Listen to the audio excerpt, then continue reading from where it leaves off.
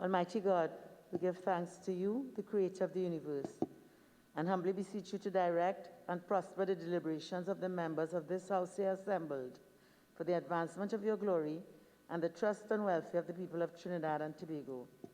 Grant that peace and happiness, truth and justice may be established among us for all generations. Amen. Amen. Namaste.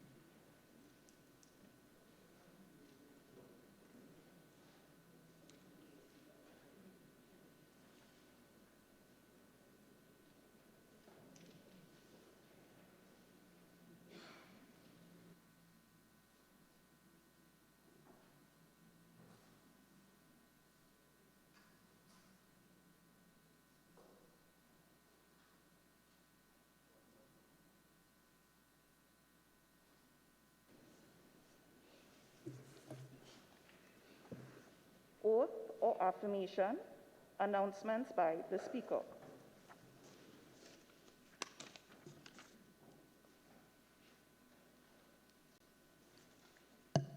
Honorable members, correspondence has been received from the President of the Senate, dated May 13, 2020, which states as follows: Dear Speaker, re-establishment of Joint Select Committees. Reference is made to your letter dated May 11, 2020, on the subject caption. I wish to advise that at a sitting held on Tuesday, May 12, 2020, the Senate concurred with the House of Representatives on the establishment of a Joint Select Committee to consider and report by August 31, 2020, on the Representation of People Amendment Bill 2020. And the following 6 senators were appointed to serve: Mr. Clarence Rambarat, Ms. Alison West, Mr. Robert Lee Hunt, Mr. Wade Mark, Mr. Paul Richards, Mr. Diop Timal. Accordingly, I respectfully request that the House of Representatives be informed of this decision at the earliest convenience, please. Respectfully, Senator the Honorable Christine Kanglu, President of the Senate.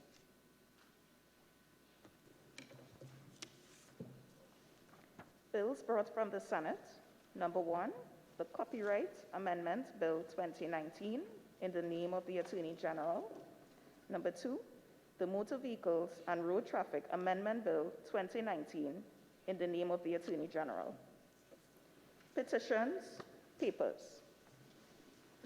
The Minister of Finance. Madam Speaker, I have the honor to lay the following papers.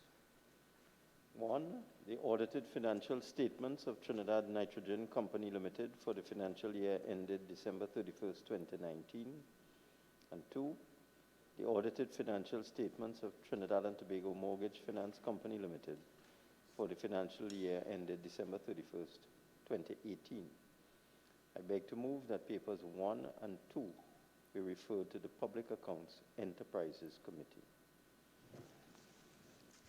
Honorable members, the question is that papers 1 and 2 be referred to the Public Accounts Enterprises Committee. All in favor say aye. Any against? The ayes have it. Reports from committees. Prime Minister's questions. Member for Barataria, San Juan. Thank you, Madam Speaker. Question number 1, could the Prime Minister indicate whether any medical personnel and/or the Minister of Health were present when discussions were taking place on the COVID-19 pandemic between the Venezuelan Vice President and himself during her recent visit to Trinidad?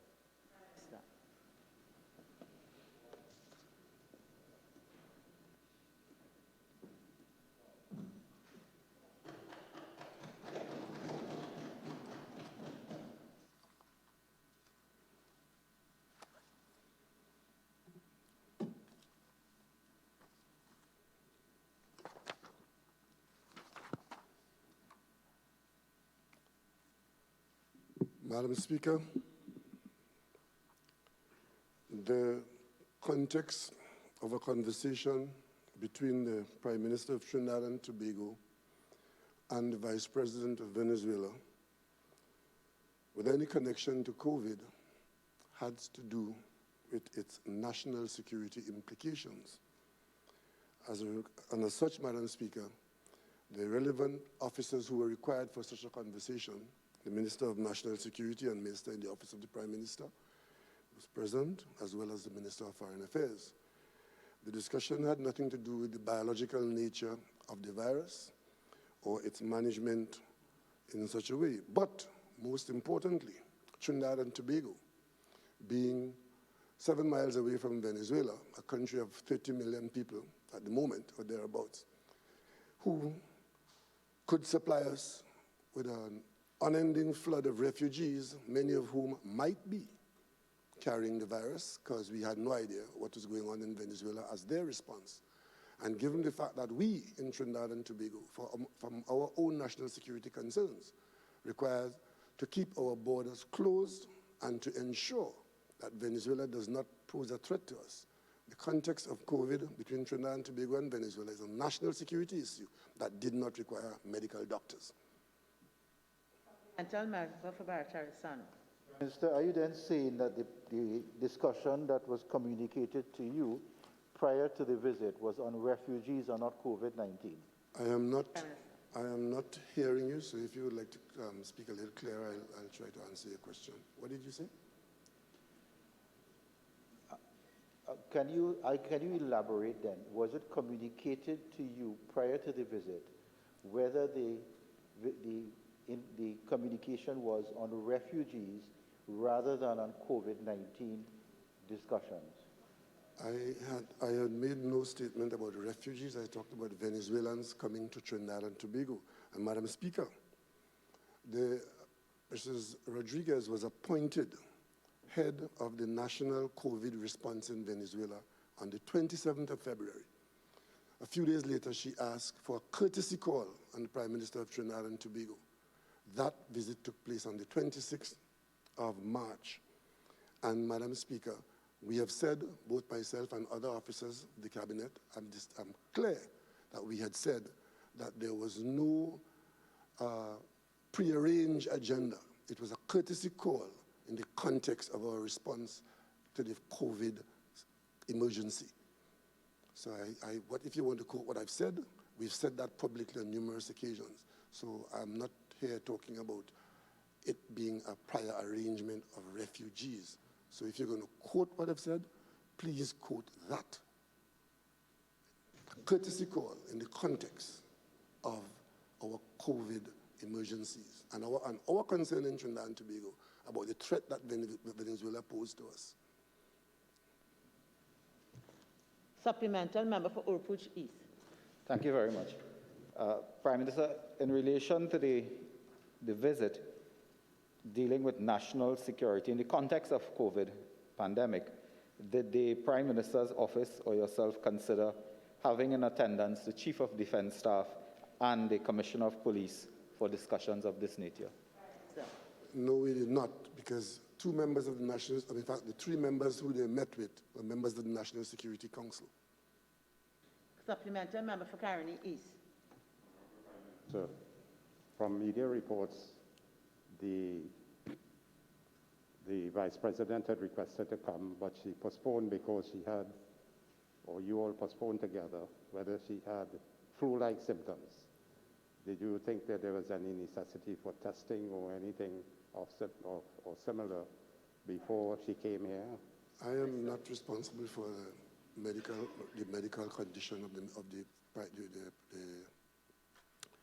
President of Venezuela.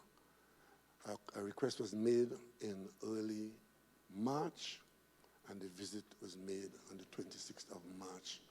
And as far as I was aware, that I am not the doctor for the President of Venezuela or the Vice President. And this next question. Next question.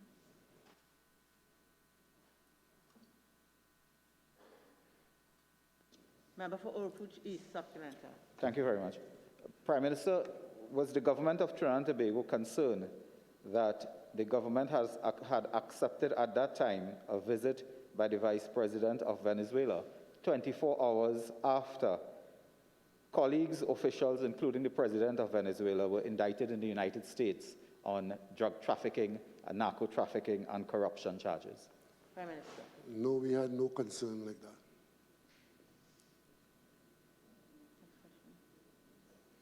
Member for Barataria-Sanwan, and might I just remind members if they need to speak without the mask, on both sides there are mics. Prime Minister, could the Prime Minister explain how the decision to keep small and medium businesses and enterprises closed while allowing fast food establishments and conglomerates to open until 8 p.m. daily is helping to decrease the spread of the coronavirus? Prime Minister. Madam Speaker, the decision to open or to leave closed certain businesses was a management of numbers of people and movement of people in response to the knowledge of how the virus is spread. Food establishments and restaurants were to open in phase 1, and they include all categories of small, medium, and large food establishments. Also, food establishments were chosen in phase 1 because food establishments and the employees there have long been required to be licensed in keeping with the Public Health Ordinance, and therefore the Public Health Inspectorate and both the health and local government have oversight of these establishments and have been enforcing food safety and infectious disease guidelines for many years, and as such, we're the best place to continue the enforcement measures relating to food service. Member for Barataria-Sanwan. Prime Minister, based on the data by the Ministry of Health, where no new COVID cases have been found and no new deaths, why is it then necessary with the small and medium enterprises hurting with economic damage, why not are you not giving them a chance at survival as you have given to the others in phase 1? Prime Minister. Because, Madam Speaker, as we expose ourselves in a reopening after the stay home or during the stay home, we are dealing with this matter in the context of the nature and the quantum of the risk involved. And it is a management of numbers. So we open up and allow some more people out as long as the results are good, and we have made it quite clear that we have looked at this thing very clearly. We've laid down a number of phases as we will bring more and more people out. And I was at pains to point out, Madam Speaker, this approach is one in which one is measuring the risk as you go forward, exposing more and more people. And based on the results of the national testing program, we will determine how fast we go with this or how slowly we go. That was all made very clear, Madam Speaker. It's all a question about management of numbers and exposure of the population to a risk that we are aware of. Supplemental member for Barataria-Sanwan. Thank you, Madam Speaker.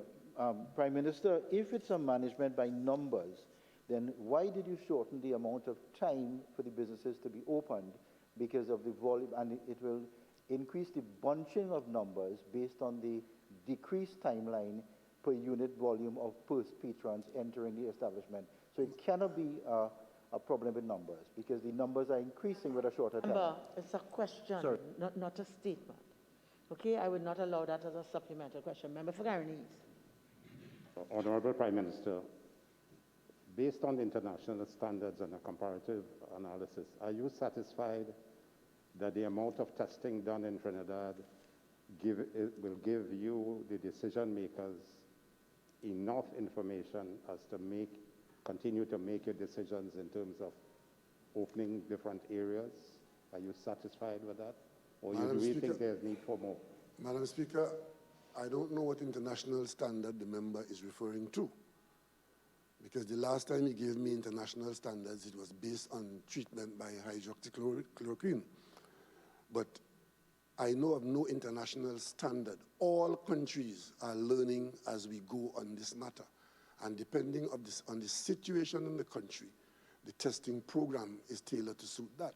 Madam Speaker, we have organized our business in such a way that as we test now, we are satisfied and we are confident that our testing program is suitable for the situation in Trinidad and Tobago as we go forward in our condition as against other people's condition.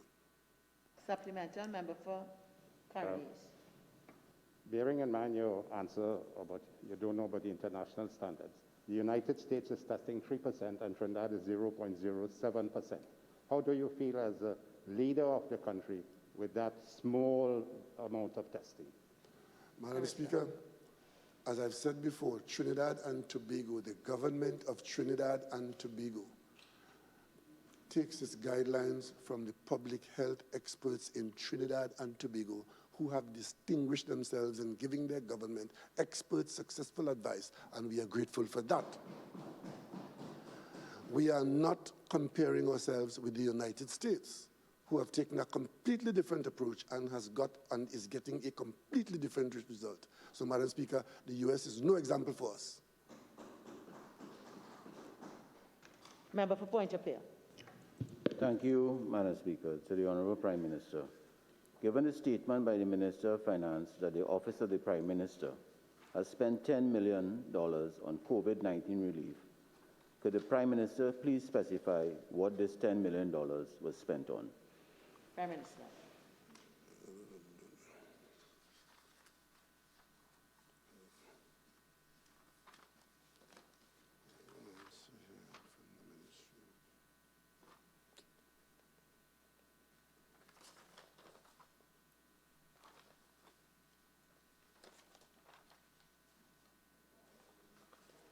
Excuse me, Madam Speaker, I'm just trying to find, oh yes. No, that's not the answer. Sorry about that, Madam Speaker. Madam Speaker,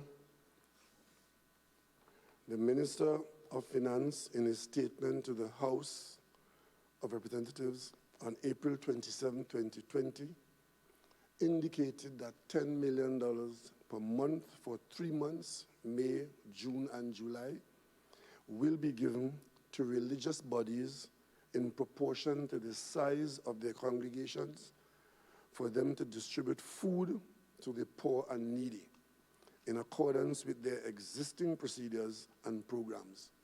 The Office of the Prime Minister, which has the portfolio of ecclesiastical affairs, has the responsibility to make these payments within the shortest possible time, and Madam Speaker, we have been doing so, and we'll monitor and evaluate the progress of payments to ensure transparency and accountability by these agencies. These allocations are being made to the umbrella religious groups as far as possible.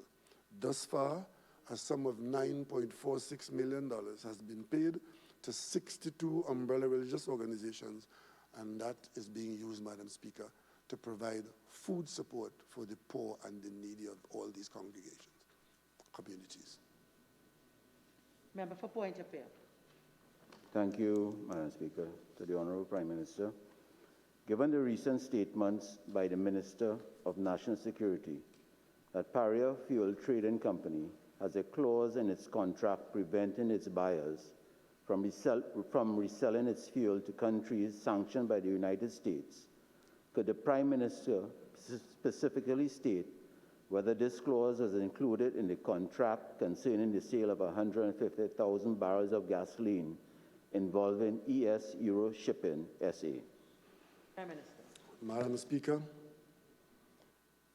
the contract was amended and it determined that the fuel going to Aruba, which was initially intended to go to St. Eustatius, that contract of the fuel going to Aruba as the final destination had a clause addressing trade sanctions which were applied.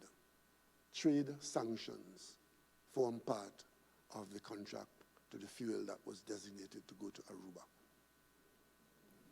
Member for Point of View.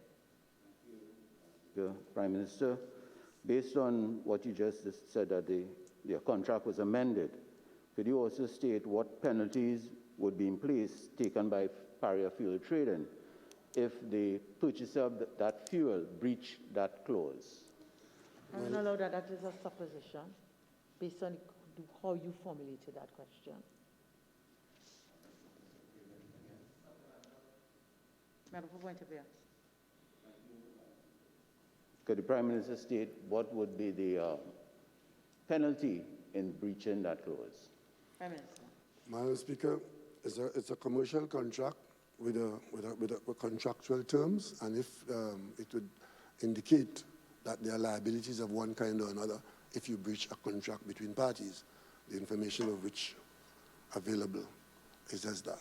So a commercial contract which had liabilities if it is breached. The nature of the liabilities I could not disclose at this time. Point of order.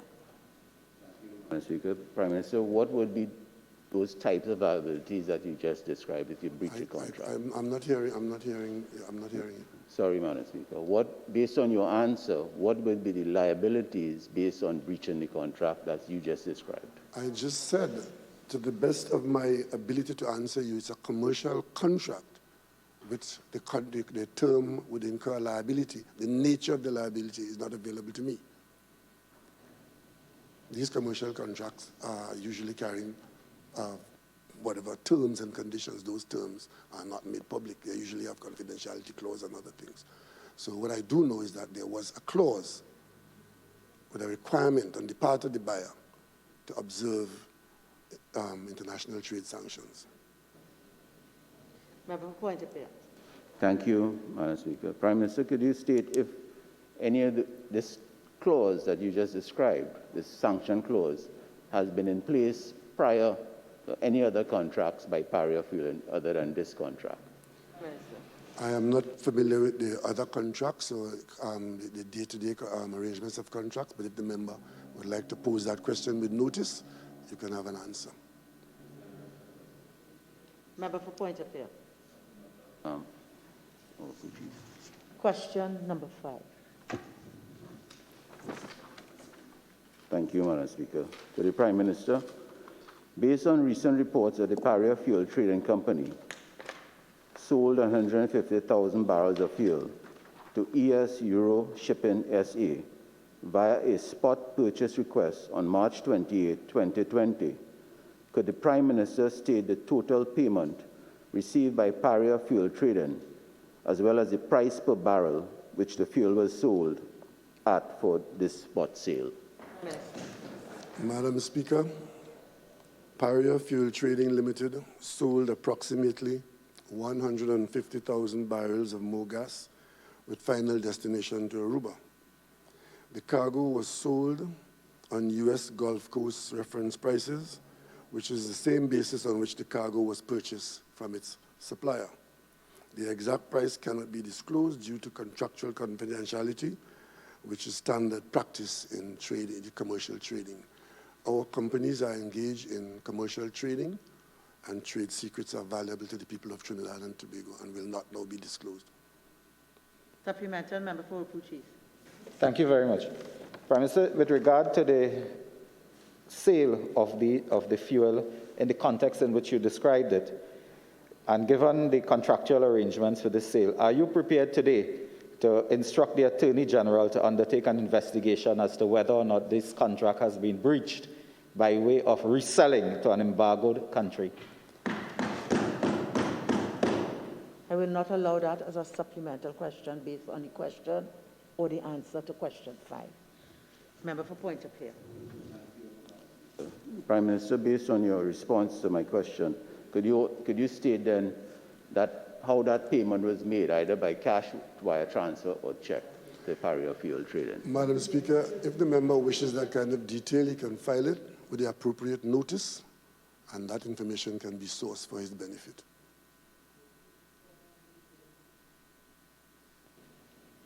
Member for Caroni East. Honorable Prime Minister, would you indicate how the government is treating with nationals abroad who sought life-saving cancer treatment and surgical procedures and are now seeking urgent national security exemptions for their return home? Madam Speaker, when the government took the decision as part of the response of the people of Trinidad and Tobago in protecting ourselves from the virus in a pandemic, the decision to close the border was a major decision, Madam Speaker, with serious far-reaching consequences. And as a result of having taken that decision, we understand, Madam Speaker, that there are people on both sides of that border, but the border needs to remain closed so as to protect the 1.3 million people in Trinidad and Tobago. Having said that, Madam Speaker, we did indicate that on a case-by-case basis, we will consider applications for exemptions, and this is in that context that all exemptions are being considered, and as far as we are able to grant those exemptions without compromising our border closure, that will continue while the border is closed. Supplemental, member for Carneys. Honorable Prime Minister, would you happen to have any idea as to the number of citizens abroad who went for treatment, have applied for exemption to come back home? I know it's a difficult question, but if you have any answer. Well, I don't have a number in front of me, but if you file that question to the relevant minister, you can get an answer. But what I did say in talking to the people of Trinidad and Tobago, both home and abroad, that we are aware that there are 330,000 people outside of Trinidad and Tobago who carry our passports or who claim Trinidad and Tobago as home. But in managing the safety and the life of the people of Trinidad and Tobago within Trinidad and Tobago, the closure of the border was a predicate. And therefore, we will manage exemptions on a case-by-case basis without unnecessarily exposing the population in Trinidad and Tobago. Supplemental, member for Carneys. Would you consider giving special consideration to patients who need to continue their cancer management in Trinidad, and without which they stand the risk of passing away? If those things come to you, would you give active consideration? Madam Speaker, they don't come to me. This is managed by the Ministry of National Security on a case-by-case basis. And I expect that the decision would be made on a case-by-case basis. And I would have seen, Madam Speaker, the results of that. To make another offer is to offer to compromise the border closure of Trinidad and Tobago, and that I am not prepared to do at this time. Member for Couva North. Madam Speaker, question number 7 to the Prime Minister. Can the Prime Minister state who are the contractors providing the cloth face mask at a total cost of $5 million and the cost of each mask? Prime Minister. Madam Speaker, that matter is being handled by the Ministry of Finance with NIPDEC as the agent, which is currently evaluating the tender process, the tender offerings, and such answers would be available when that is complete. The tender price and, of course, the awardees and the total cost, or the cost per tender. Different tenderers offer different prices, and we have to wait and see what NIPDEC has done with that. Member for Couva North, may I invite you to use the podium? Madam Speaker, Prime Minister, are you aware that your Minister of Health previously stated at a press conference that the masks to be distributed by Field and others were at no cost to the state? The minister was speaking about a separate body of masks, a particular group of masks, which was going to Field at that time, which was donated by citizens. The reference to no cost was specific to that. Supplemental. Thank you, Madam Speaker. Prime Minister, how soon before the masks are made available to the public? As soon as the contracts are awarded and the tenderers are able to provide them, we expect that they will be in a few days' time. Thank you, Madam Speaker. Prime Minister, since we are already in the phases of reopening, is there a specific time period? Is there a move with haste to get these masks available to the population? Prime Minister. We are moving with haste, but you are the same person who would be asking about transparency and procurement process and so on. So those things eat into the time. And the tender process had taken up some time. The award process is there. So that's a balancing act. We're trying to move as fast as we could, but we're also trying to comply with the requirement for accounting for the public expenditure. Member for Couva South. Thank you, Madam Speaker. Could the Prime Minister inform this House as to the total number of applicants who have received their salary relief, self-employed, and rental grants respectively as at the 14th of May, 2020? Madam Speaker, as of today, or as of the date mentioned, which is the 14th of May, the Ministry of Finance advised that 12,162 persons have received salary relief grants. That was as of May 14th, and the cost of those grants to the taxpayer is $16,770,000.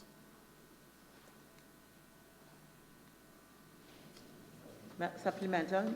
Prime Minister, could you provide the data with respect to the self-employed and the rental grants, which was part of the question? If the member would file that with the appropriate notice, we'll be able to get it from the relevant ministries. 1 minute. One minute, please. Member for Urupuch East, you're quite seasoned. Please don't disturb the proceedings. Member for Couva South. Madam Speaker, whilst I'm not satisfied with the answer of the Prime Minister, could the Prime Minister tell us why the commitment of his government to deliver 10,000 new grants per week, which was stated by the Minister of Finance on the 27th of April 2020, has not been followed through? Madam Speaker, the handing out of public money to the public requires a certain amount of care and attention, and that is by its very nature a slow process. If one is to ensure that these grants go to the deserving and the deserving only, it is turning out to be a slower process than we anticipated to ensure that those monies go only to the people for whom the qualification applies. Tell member for Couva South. Speaker, I'm still to get from the Prime Minister the number of applicants who have received their self-employed and rental grants. I believe that question was asked and answered. Supplemental, member for Urupuch East. Thank you very much. Madam Speaker, just for absolute clarity, I did not hear the answer of the Prime Minister with relation to self-employed and rental grant. He did not give a figure. Could I ask the Prime Minister if he has the figure to give us? Thank you. I believe that we have all been in this chamber. That question was posed twice. A third time just now by member for Urupuch, for Couva South. I believe the response I heard on the second occasion was that I don't have that information, but if the information is posed on proper notice, I believe that's what I heard as an answer. So the question has been asked 3 times. I'm certain it was answered once. Okay, could I ask another question? Yes. Prime Minister, in light of recent statements by the Minister of Social Development concerning challenges with payment of rental grants, has the government overcome some, if not all, of those challenges being posed by persons who may not be acting properly and so on, in terms of the process to get the rental grants? Minister. It is not a situation where you, at a particular point in time on a particular date, you overcome it. It's an ongoing requirement to observe and prevent such defalcations from occurring. So once you are engaged in delivering those kinds of services, you have to be engaged on an application-by-application process. Honorable members, the time for Prime Minister's questions is now spent. Urgent questions.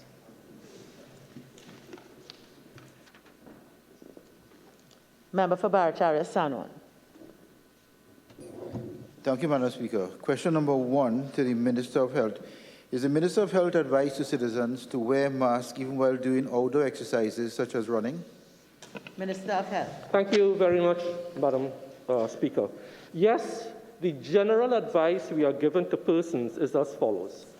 Practice hygiene methods, same washing of hands, practice physical distancing. On the issue of running, yes, we are advising recreational runners, to wear cloth cotton masks, walk with 2 or 3 of them, so if one gets soaked, you can put on a dry one.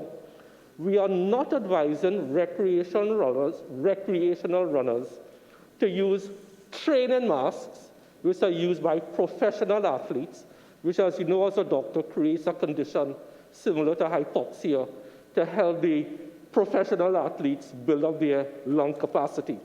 So we are telling recreational runners to use cloth masks, but not restrictive masks, like an N95 or a surgical mask, and walk with 2 or 3, so when one gets sweaty, use another one. Also, if you have some medical condition, like a respiratory condition, asthma, COPD, bronchitis, speak to your medical practitioner and hopefully exercise at home. So these are some common sense guidelines. I think that would stand the community in good stead. Thank you very much. Supplemental, Member for Barton. Minister, are you aware that the many people walk a lot and also they have what they call mouth breathers rather than nasal breathers? Such mouth breathers cannot wear masks while walking or running large distances, even if they're recreational. Would you think that the inspiration volume and expiration volume will be such that the mask should not be worn by those people if it is at all impossible for them to wear it? Minister. Thank you again for the question. That is a very good question, and the answer is simply this. Everyone has to make a choice. They should seek medical advice if they're a mouth breather versus a nasal breather. And if they have to go outside and they can't wear a mask, exercise at home. However, general advice for mouth breathers, know your body, listen to your body. If you start to feel dizzy, you start to feel lighthearted, stop. Just stop. Lightheaded, just stop. A lot of common sense has to go into this. As a government, we cannot be overly prescriptive, but seek medical advice before you wear a mask to go out in public to run, especially for the recreational runners. Thank you very much, Member. Supplemental, Member for Supplemental. Thank you, Madam Speaker. Minister, if there is social distances of more than 3 feet to 6 feet, more than 3 feet, why is it necessary to wear a mask while walking up during exercises? Thank you very much. That's a very good question. Madam Speaker, a recent study has shown, just about 2 days ago, using UV lights, that someone who coughs or breathes hard, the droplets can stay in the atmosphere for as long as 8 minutes. So somebody walking or running in front of you who coughs without a mask, and you are 6 feet behind, 10 feet behind, within that 8-second period, you are walking into a cloud of droplets. So it's for the safety of all that the appropriate cloth mask be used by recreational runners, recreational walkers for their own safety, and I thank you for the question. Whole surgeon do know that? Member for Couva North. Thank you, Madam Speaker. To the Minister of Social Development and Family Services, can the Minister state when the rental grants will be disbursed to the thousands of applicants? Minister of Social Development and Family Services. Thank you very kindly, Madam Speaker. Madam Speaker, to date, the Ministry of Social Development and Family Services has received 946 applications for rental assistance. In reviewing some of the applications, the ministry detected several anomalies suggesting attempts to commit fraud. In light of this, the ministry implemented a more robust system to validate all requests for rental assistance, and this includes site visits to the addresses of every applicant. Already, more than 25% of these applications were found to be invalid. Some of the reasons are persons were not residing at the addresses provided in their applications. Some persons were not renting, but rather living with family and yet claiming rent. Some were even renting HDC houses. Notwithstanding these challenges, to date, the ministry has processed 220 applications for payment and has invalidated 25%, as I said before, of those 946 that we have received. Supplemental member for Couva South. Not. Thank you, Madam Speaker. Minister, have you reported to the TTPS the fraudulent activities of tenants who applied for the rental assistance grants? We are speaking to the TTPS, Madam Speaker. Member for Couva South. Thank you, Madam Speaker. To the Minister of National Security, given that the contracts of 49 Trinidad and Tobago nationals working abroad the Disney Cruise Lines will expire on the 29th of May 2020, of which 40 have sought permission to return to Trinidad and Tobago, can the Minister inform this House when will the said citizens be granted permission to return to their country? Minister of National Security. Thank you very much, Madam Speaker. Madam Speaker, we have received requests for re-entry from over 300 nationals on cruise ships. Our borders are closed to protect the population of Trinidad and Tobago based on the advice of our medical public health experts. We are very carefully managing re-entry into Trinidad and Tobago. The cruise ship companies should continue to keep all passengers safe, including their own staff, as we continue to manage our COVID-19 response via measures and the management of numbers entering Trinidad and Tobago. We will address the thousands of nationals outside of Trinidad and Tobago, as we have been doing. That is very carefully to protect the population of Trinidad and Tobago and to make sure it aligns with our healthcare system. Supplemental member for Couva South. Thank you, Madam Speaker. Minister, are you aware that the governments of, for example, St. Vincent, Dominican Republic, and St. Lucia have granted permission for their respective citizens to be repatriated, taking into consideration that they are working for on the said cruise line? Security. Madam Speaker, as was stated a short while ago by the Prime Minister, Trinidad and Tobago has managed its COVID-19 response as a sovereign. We are taking our own decisions, our own measurements, and managing it very carefully based on the advice that we get from our medical public health experts and others outside of Trinidad and Tobago at times. What my friend from Couva South doesn't mention is there are also many other CARICOM countries that have taken similar position. Every country is entitled to take their own position. I have stated ours, and at this stage, we will continue to do all that we have to protect the population of Trinidad and Tobago from the spread of COVID-19. Supplemental member for Oropouche East. Thank you very much, Minister of National Security. Given all that you have stated and the fact that persons have been, thankfully, allowed to re-enter Trinidad and Tobago and granted exemptions, is there an overall stated policy in writing that informs the Ministry of National Security on these exemptions, or is it at the discretion, at the behest, at the thought of the Minister of National Security, in the context that a businessman could get exemption, but a worker on a ship can't? Member, the question. I will not allow this question, and the responses were in terms of the people on cruise liners. Member for Faisabad. Madam Speaker, question number 4 to the Minister of Health. In view of recent reports of protests by healthcare workers at the Sipare District Health Facility that their working conditions are uncomfortable and highly unsatisfactory, Can the minister indicate when will the air conditioning system at this facility be repaired?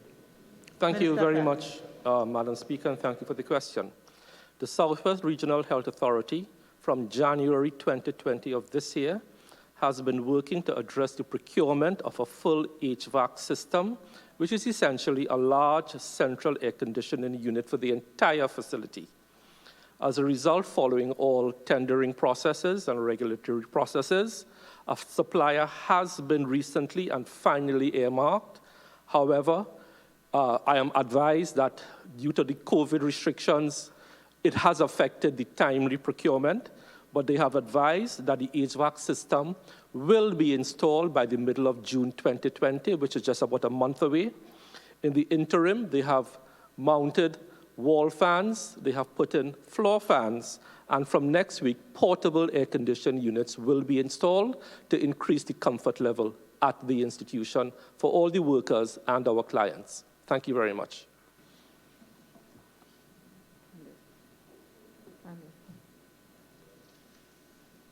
Questions or notice? Questions for oral answer. Leader of the House. Thank you, Madam Speaker. Madam Speaker, there are 2 questions for oral response. The government will be answering question number 62. We are asking for a 2-week deferral for question number 45, and there are no questions for written answer. Member for Tabakit. Madam Speaker, question number 62 to the Minister of National Security. Minister of National Security. Thank you very much, Madam Speaker. Madam Speaker, it is not appropriate, nor is it practical, to publicly disclose the details of the naval assets available to protect our borders. That would compromise sensitive national security operations and provide classified information to both local and transnational criminals, such as drug traffickers, which would not be in the national interest. Thank you. Madam Speaker, would the Minister care to advise as to whether all the naval assets are operational, or what percentage are operational or non-operational? Minister of National Security. Thank you very much, Madam Speaker. Madam Speaker, as I stated a short while ago, that information will not be provided, especially as the number of operations that are currently ongoing, and that we know the criminal element is always trying to get that advantage by knowing our plans and our next move.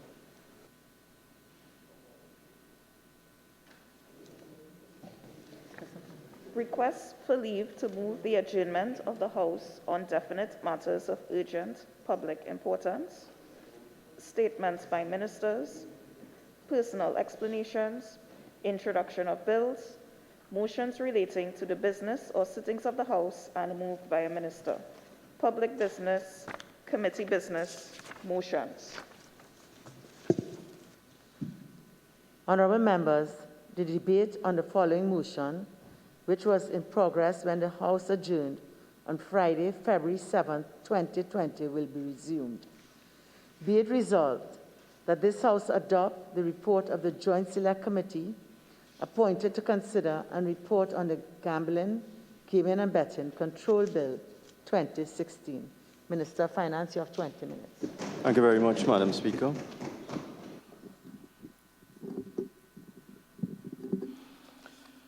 Madam Speaker, on the last occasion, I had begun my response to points made by members on the other side. I think because of the effluxion of time, some of these points bear repeating. Before I deal with that, I think it is necessary to give a historical context with respect to the whole question of regulating the practice of gambling, particularly casino gambling in Trinidad and Tobago. There have been attempts to regulate this industry, if you want to call it that, since 1999. If you go into the parliamentary record, one will see that the Gambling and Betting Amendment number 2 bill, or the Gambling and Betting number 1 bill, 1999, was first introduced into this House on the 8th of January, 1999. That bill was not debated and allowed to lapse in October of 1999. On the 15th of October 1999, that same year, the Gambling and Betting Amendment number 2 bill was introduced. And that, again, was allowed to lapse when the Parliament was dissolved in preparation for the 2000 general election in October 2000. Subsequent to that, Madam Speaker, the Gambling and Betting Amendment Bill again was introduced into this Parliament in September 2001, just before prorogation, and again was allowed to lapse. So under a former UNC government, there were 3 variations to this legislation introduced in 1999 and 2001, and all were allowed to lapse. Similarly, in 2015, the Gambling, Gaming and Betting Control Bill, which is the subject of this Joint Select Committee report, a very similar bill, almost identical, was introduced into this House on the 22nd of May, 2015. And upon dissolution of the Parliament in June 2015, for the 2015 general election, that bill was allowed to lapse. So that was the 4th time that a UNC government had introduced legislation to regulate gambling, and it was allowed to lapse. We came in, Madam Speaker, as you know, in September 2015, and shortly afterwards, in July of 2016, the Gambling, Gaming and Betting Control Bill 2016 was introduced on the 1st of July 2016 by this government. That bill, Madam Speaker, and this bears repeating, was identical, word for word, to the UNC bill of May 2015. We did not change a semicolon. And, Madam Speaker, that 2016 bill was sent to a committee. The committee reported on the 15th of September, and, Madam Speaker, there was then a debate in 2016 in which the member for Tabaquite contributed and made some interesting points. And again, Madam Speaker, this bill was sent to committee and became the subject of intense examination by a committee. In fact, Madam Speaker, this bill has been examined by a committee now for over 3 years. And this bill, as I indicated, has had various incarnations going back to 1999. When we came to debate the committee report, I pointed out at the time that we had spent so many years examining this bill, it had to be carried over from one session to another because members opposite wanted all sorts of consultation with every possible stakeholder imaginable, every member's club, owners of companies that import machines for gambling, various stakeholders in every form and fashion, all of the professional organizations, the University of the West Indies, the Inland Revenue Division, all of the various agencies of the state that would have something to do with the regulation of gambling. And this went on and on and on, Madam Speaker. And we accommodated all the submissions from stakeholders and all of the requests from members of the opposition with respect to a very careful, detailed examination of this legislation. In addition, at the request of the opposition, we hired international consultants. We did a search around the world for expert consultants to advise the committee on the technical complexities of the legislation, the meaning of words, the best practice in other parts of the world, and what we should do with respect to tightening up the clauses in the bill, and so on. That also went on for years, Madam Speaker. We reached the end. After all of that, we reached the end.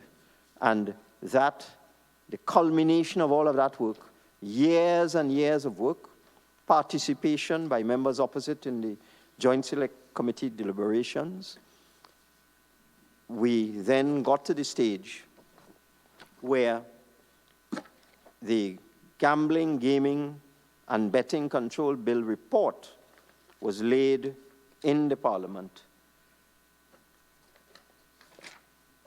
in February of this year, I believe, Madam Speaker. And in fact, let me see if I can get the exact date, Madam Speaker. It was in fact submitted by me in November 2019. It was debated in February of 2020. So we've had a number of debates on this legislation. We had a debate in 2016 when it was first brought in. We had debates subsequent, and then this report was laid in November 2019, and then we had debates earlier this year in 2020.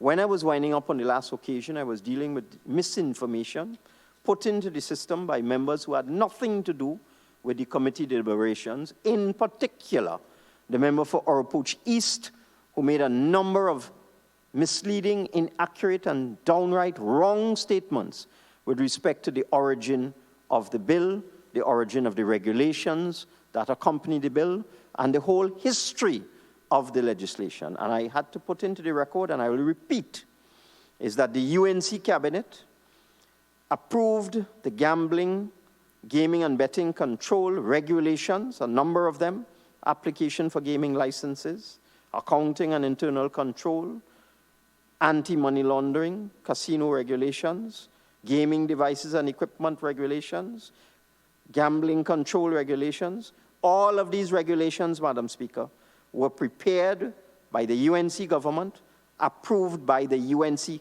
Cabinet before the 2015 election, and 6 months before the general election, the Cabinet approved all of these regulations to accompany the legislation that we subsequently relayed in 2016. So it is important to note that the member for Oropouche East made a long song and dance about the regulations, asking where did they come from, were they the subject of consultation, what did it mean? All of it made a lot of fuss about various words in the regulations, not for 1 minute admitting that those regulations were prepared by a UNC cabinet and approved by a UNC cabinet to accompany the bill that they laid in the Parliament before the general election of 2015. March 26, 2015 is when the UNC cabinet approved all these regulations. There was also some other mischief put into the system as to whether the regulations had been circulated and whether any stakeholders had had the benefit of seeing the regulations and commenting on them. I wish to put on the record the electronic copy of the regulations for the Gambling, Gaming and Betting Control Bill 2016, which was identical to the UNC Gambling, Gaming and Betting Control Bill of 2015. Yeah, it's okay.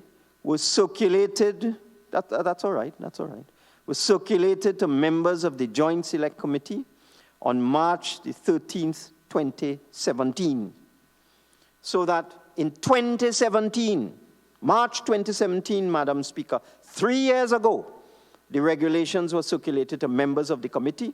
Hard copies were made available to members of the Senate on March the 14th, 2017, and members of the House on Wednesday, March the 15th, 2017. By letter and electronic mail on March the 20th, 2017, 3 years ago, stakeholders were advised that the regulations could be viewed on the Parliament website. A link was created for them to access, and they were advised by letter and email. And stakeholders were requested to forward written submissions on the regulations in March of 2017. And for anyone who was a member of the committee, they would be aware that there were extensive submissions from stakeholders, from the members' clubs, from the persons who operate and own the machines, extensive submissions on the regulations that accompany the legislation, Madam Speaker.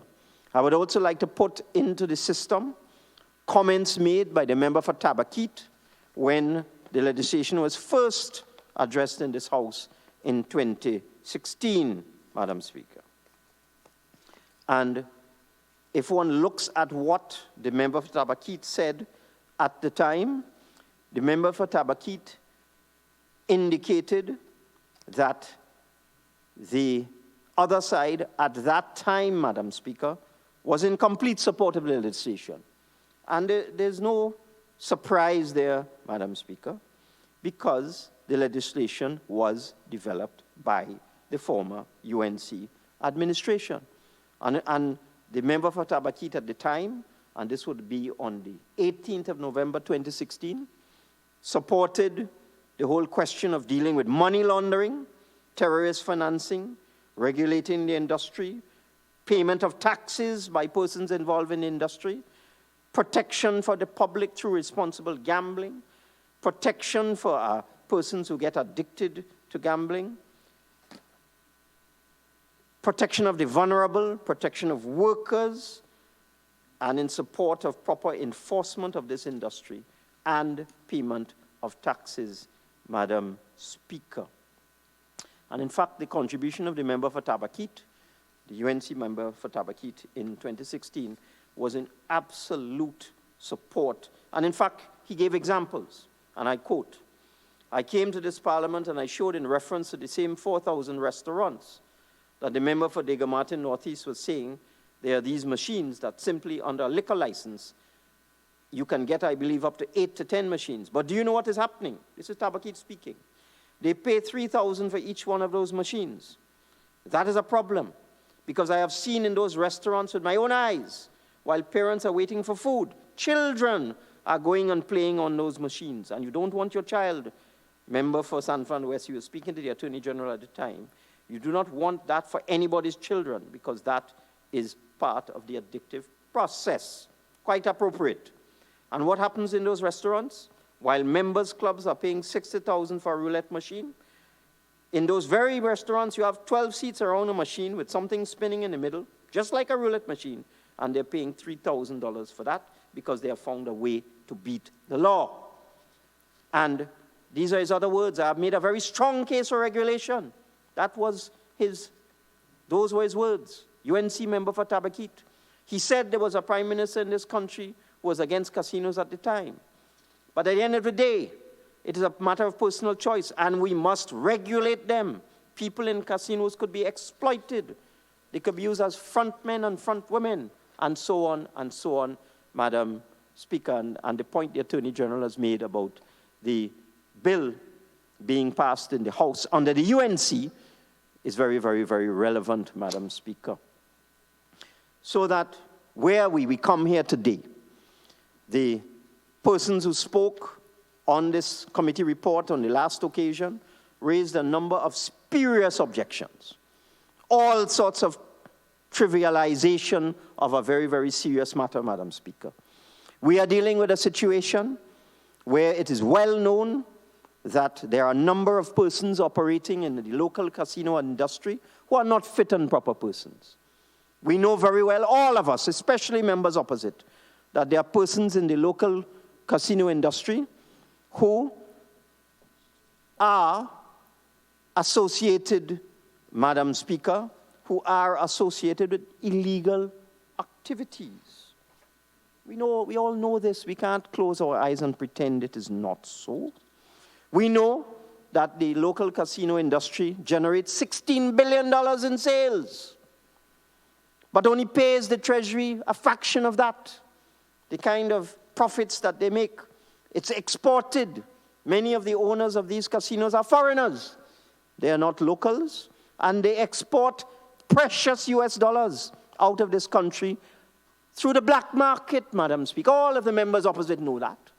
They know that casino workers are exploited, that they don't have freedom of association, they don't have freedom to join a trade union and so on and have collective bargaining and so on, Madam Speaker. All of them know that. They know this is a serious leakage of revenue for the country. They all know that, Madam Speaker. They all know that Trinidad and Tobago is the only country in the world with an unregulated casino industry, $1 billion unregulated casino industry. And therefore, when you look at the questions they were asking, where are the regulations? They produce the regulations, but they're asking us, where are the regulations? They know, the member for Tabakit, everything he said was accurate. Children are being exposed to gambling, leakage of revenue, money laundering, everything the member of Tabakit said in 2016 about the problems with this industry was truthful and accurate. The members of the committee on the other side who sat in the Joint Select Committee, when we went through all the clauses over those period of years, they didn't raise a single objection to any of the issues in the bill. How could they? It was their bill after all, Madam Speaker. And if I need to ask this House, what is really going on? The UNC brought a bill to control gambling. Everybody in Trinidad and Tobago knows that gambling needs to be controlled. Everybody in Trinidad and Tobago knows that there is serious tax evasion with respect to gambling. Everybody in Trinidad and Tobago knows that the banks are refusing to deal with casinos and refusing to open bank accounts for them because they cannot meet the test for anti-money laundering and know your customer and anti-terrorist financing. Everybody knows that. But for some reason, every time we try to pass this legislation, spurious and trivial objections are made by honorable members opposite. Why? Why? Could it be that they are being lobbied, Madam Speaker? Could it be that promises are being made by these people to the members opposite? What is it? What is the reason? Why it is you don't want to end the exploitation of these workers in casinos? A lot of them are single mothers coming from depressed communities, and they are being exploited. And you know that, honorable members. Why don't you want to regulate this industry? Why don't you want to deal with anti-money laundering? The FATF organization has highlighted the casino industry in Trinidad and Tobago as a clear source of potential money laundering. So what's really going on? Why would the member for Tabakit come in such support of this legislation? And then they refused to put him on the committee. He came, he supported everything in the bill. He spoke eloquently, and then they put others on the committee who spent all their time obstructing and trivializing everything, Madam Speaker. One has to ask, what's going on with the opposition? Why are you afraid of regulation of the casino industry? What's wrong with you? And therefore, Madam Speaker, with those words, I beg to move. Honorable members, the question is that this House adopt the report of the Joint Select Committee appointed to consider and report on the Gambling, Gaming and Betting Control Bill 2016. All in favor say aye. Aye. Any against? The ayes have it.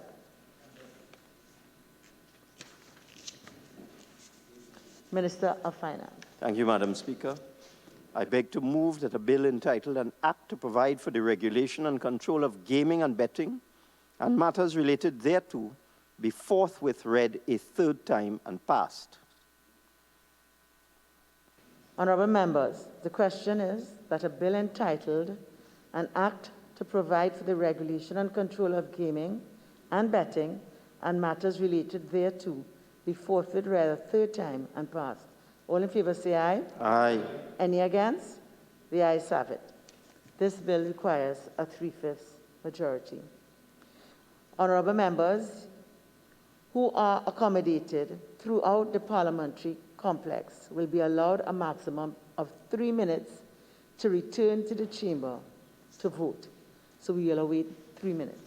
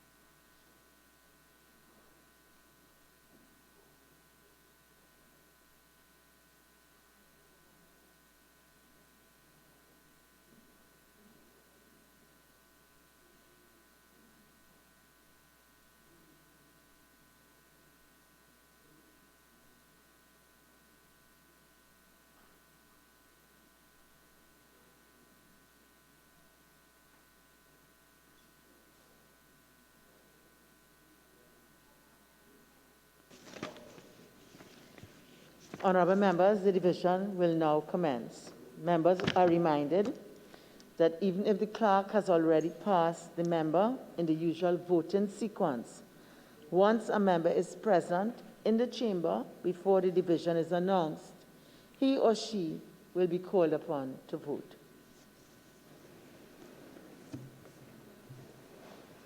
Mrs. Robinson-Regis. Aye. Dr. Rowley. Aye. Mr. Alwari. Aye. Mr. Imbert. Yes. Mr. Young. Yes. Mr. Dial Singh. Yes.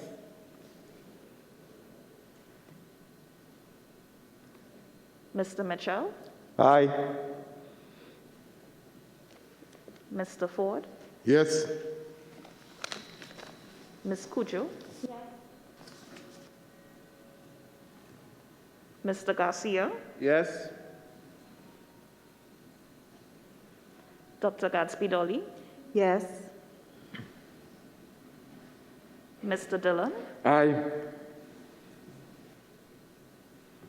Mrs. Critchlow Coburn. Aye. Mrs. Webster Roy. Aye. Dr. Francis, Yes.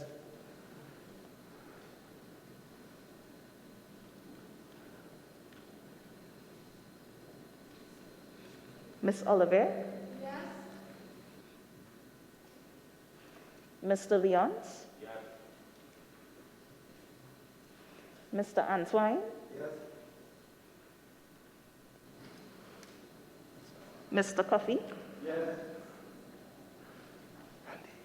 Mr. Hines, Aye.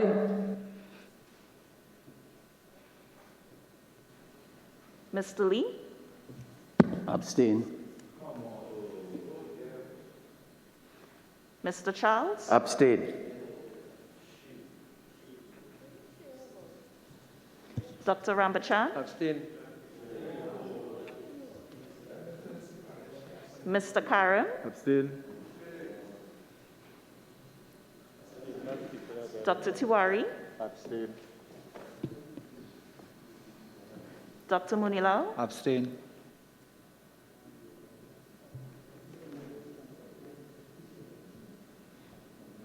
Dr. Gopi Singh, Abstain. Dr. Khan, Abstain.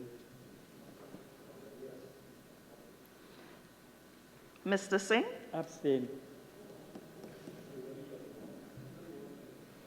Dr. Budo, Abstain.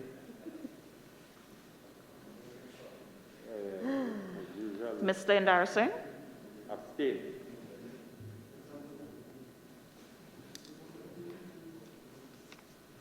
Ms. Ramdial,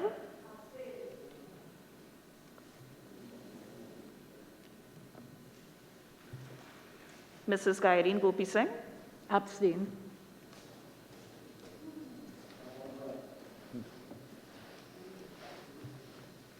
Mr. Parry,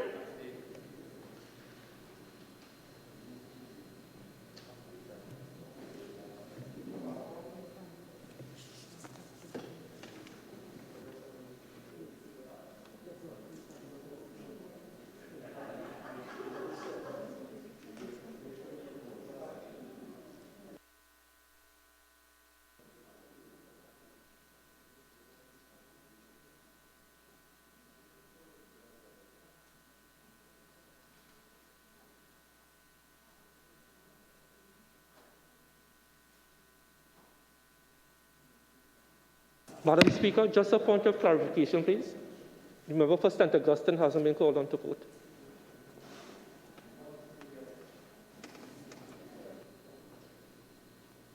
Thanks, Terry. Mr. Ramadan, Abstain.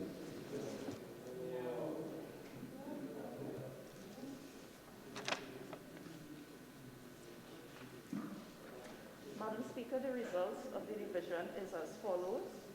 20 members voting for, 14 members abstaining, and 0 abstention. 0 against, sorry. 20 members voting for, 0 against, and 14 abstentions.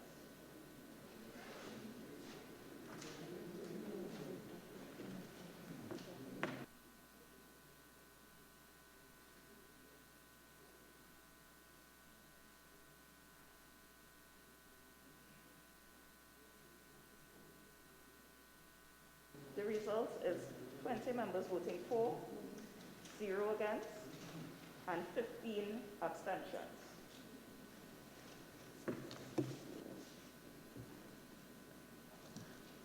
Honorable members, with a division of 20 members voting for, no members voting against, and 15 members abstaining. The motion for the third reading of the Gambling, Gaming and Betting Control Bill 2020 is not approved.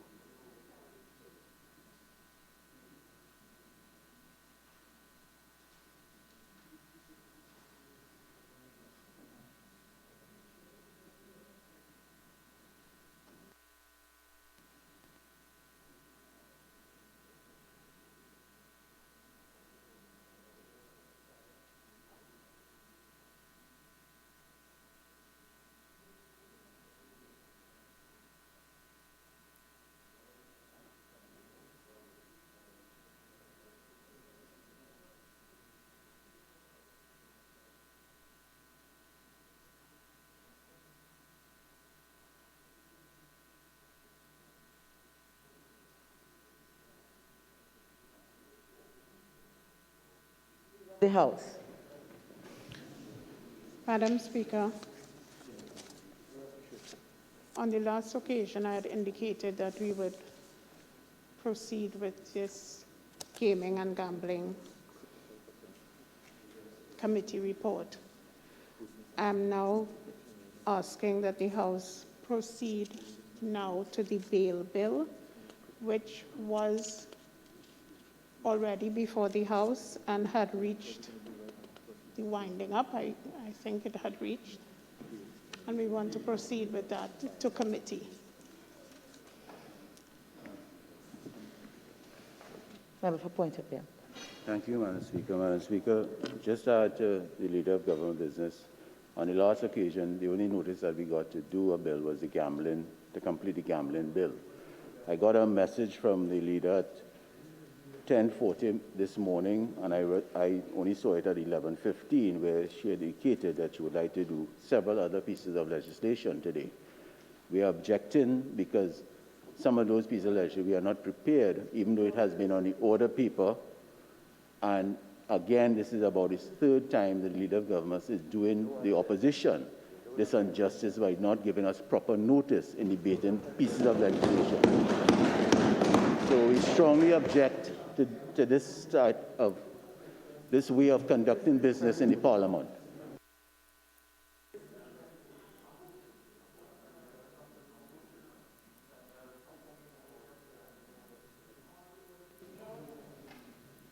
Okay.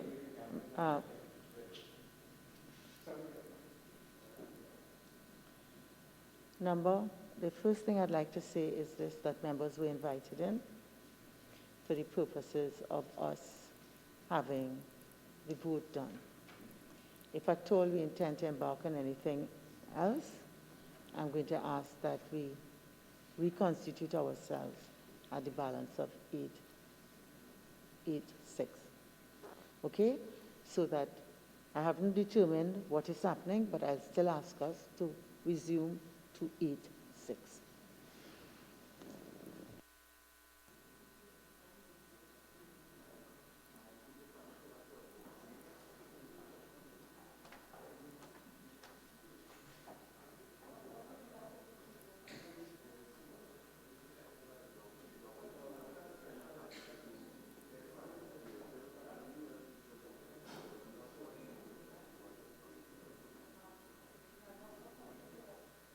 Determine anything. Apparently, we're all having problems in hearing with the mask.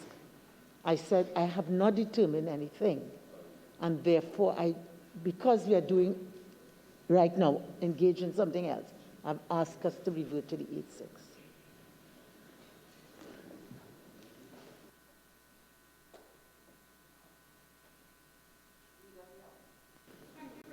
Madam Speaker, I'd like to say a few things. One, Madam Speaker, once a matter is on the order paper, Madam Speaker, that is noticed not only to the members of the House, but it is noticed to the world. So I have a real difficulty in my friend indicating that they would not be prepared. Because, Madam Speaker, it is only by courtesy that we even indicate what is on for the next sitting.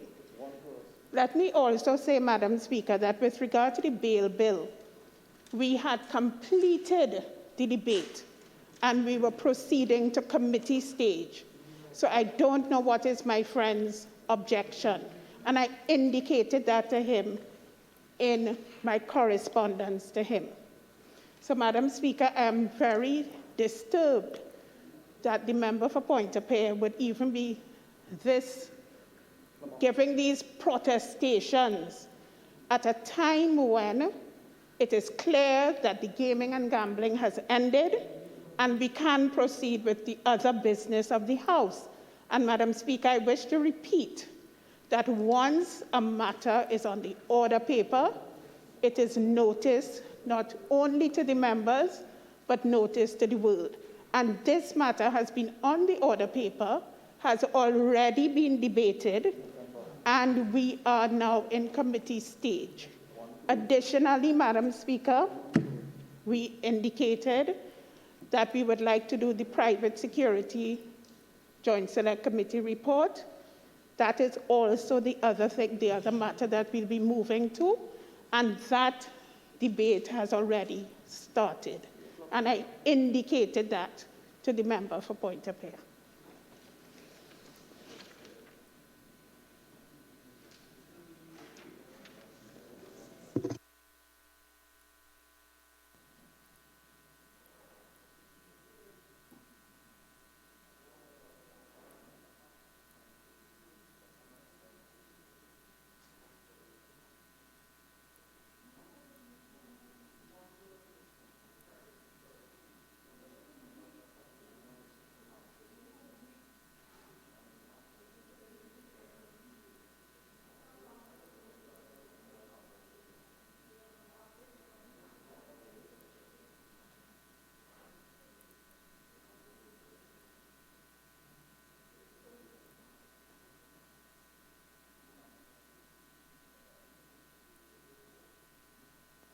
Okay, so as far as the bail bill, my recollection is as been stated by the leader of the House, in terms of, I believe it is just for the Attorney General to beg to move, and then we go into committee. So at this stage, I'm just determining the bail bill. If there's other business, we will take each and consider each on its turns. Okay, so that I allow you to go on with just the bail bill. Attorney General. Thank you, Madam Speaker. Madam Speaker, I had already begged to move the second reading, and we are now properly just simply at referring the bill to committee stage. So if I may pick it up from that point, having begged to move already. Madam Speaker, in accordance with Standing Order... Attorney General, now, I think for the purposes for us having the procedure proper, I think you have to beg to move now. Yes. I did already on the last occasion. Do I do it again? Again, yes. Read a second time? Because I've already done that.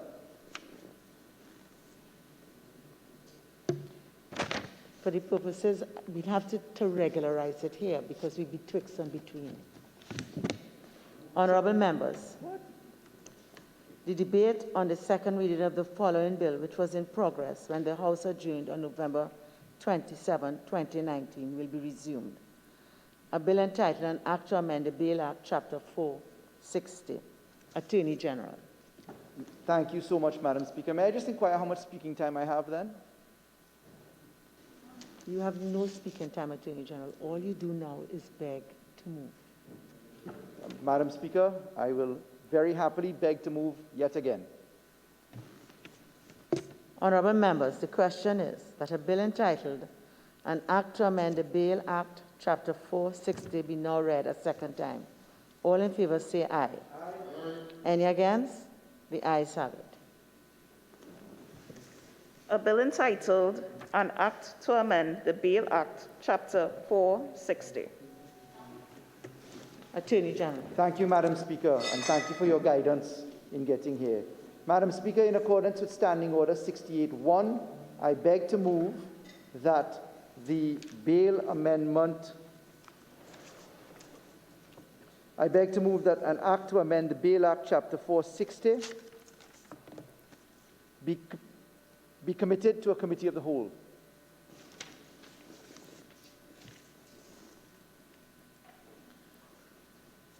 Honorable members, the question is that an act to amend the Bail Act, Chapter 460, be now committed to a committee of the whole. Those in favor say aye. Aye.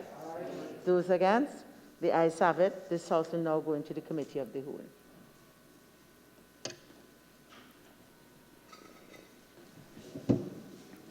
Madam Speaker.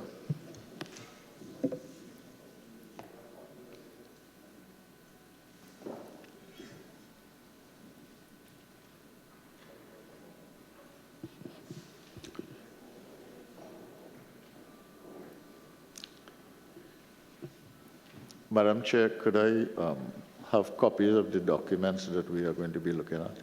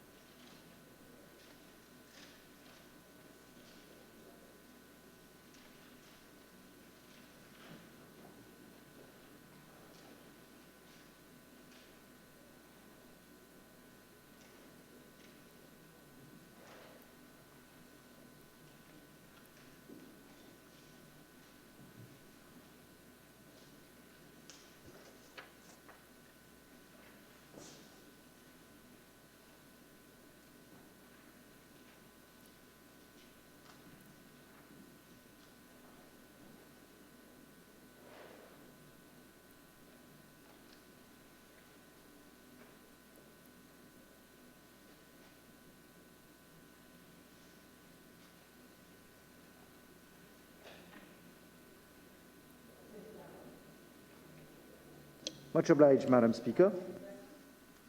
Well, are you No, going to I'm be fine right here, if you it should fine please you. right there? All right. And 1 minute, please. Whip, can we do this?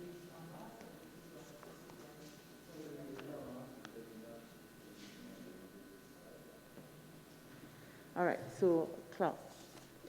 Clauses 1 to 3. The question is that clauses 1 to 3 stand part of the bill. The question is that clauses 1 to 3 now stand part of the bill. Those in favor say aye. Aye. Those against say no. I think the ayes have it. Clauses 1 to 3 now stand part of the bill. The preamble. The question is that the preamble be approved. Those in favor say aye. Aye. Those against say no. I think the ayes have it. Honorable members, the question is that the bill be now reported to the House. Those in favor say aye. Aye. Those against say no. I think the ayes have it. This committee meeting is now adjourned. The House shall resume.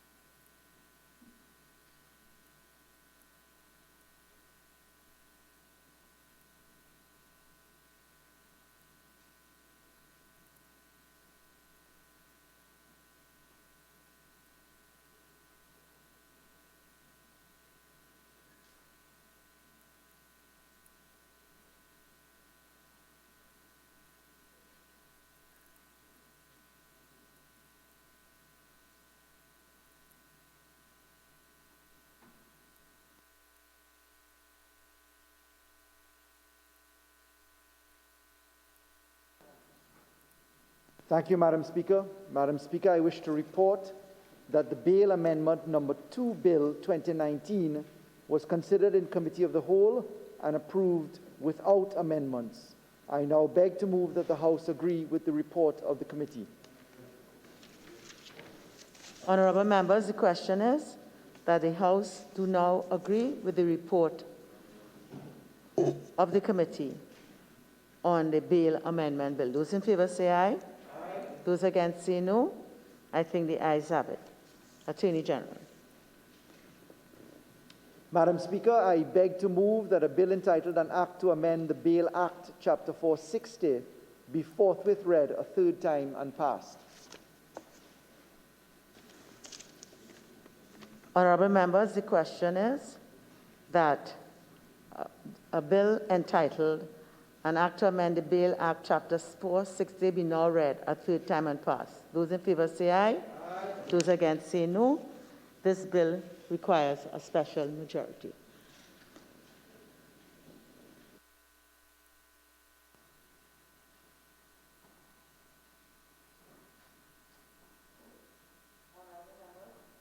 Who are accommodated throughout the parliamentary complex will be allowed a maximum of 3 minutes to return to the chamber to vote.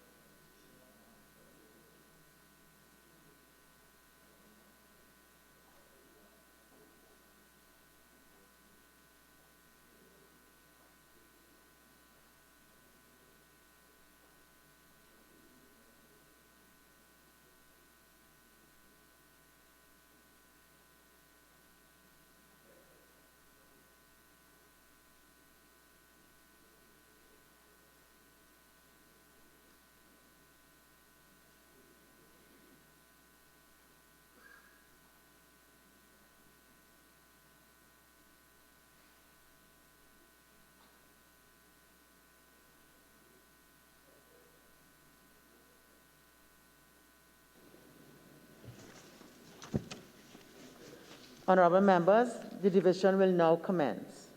Members are again reminded that even if the clerk has already passed the member in the usual voting sequence, once a member is present in the chamber before the division is announced, he or she will be called upon to vote.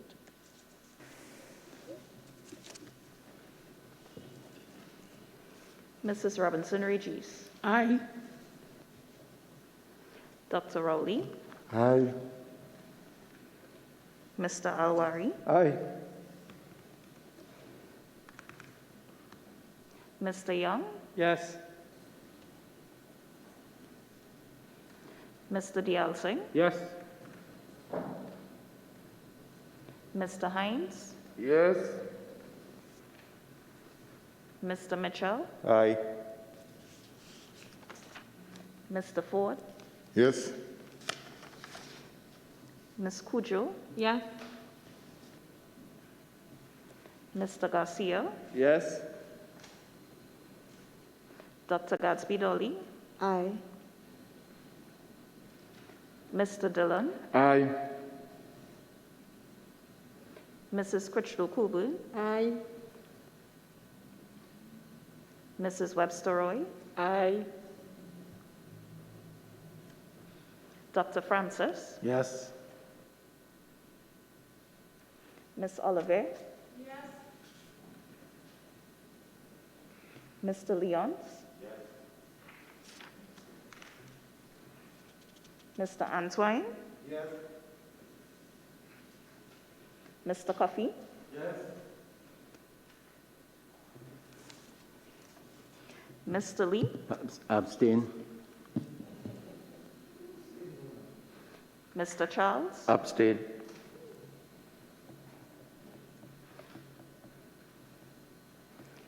Mr. Karim. Abstain.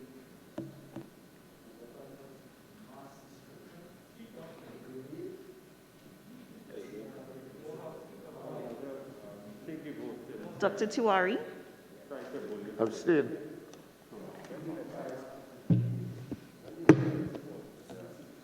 Dr. Munilal. Abstain.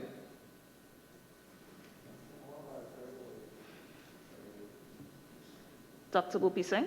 Abstain. Dr. Khan.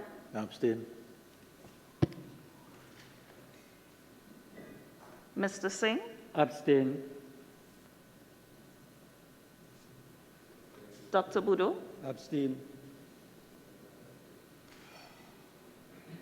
Ms. Ramdial. Abstain. Mr. Indar Singh. Abstain.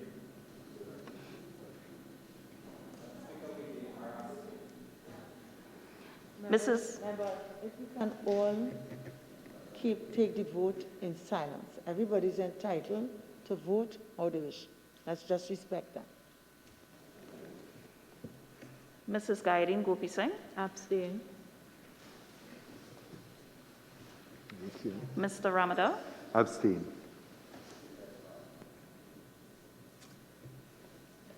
Mr. Parry.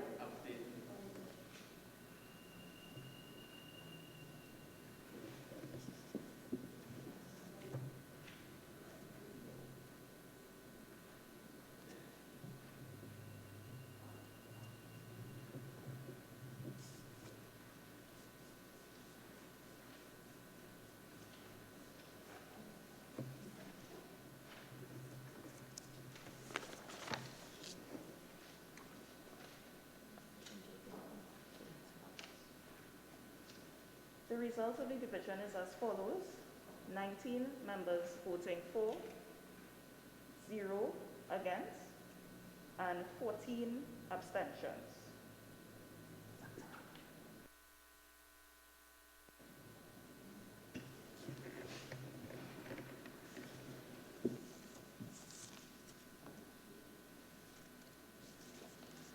Honorable members, on a division, 19 members voted for, 0 members voted against, 14 members abstained.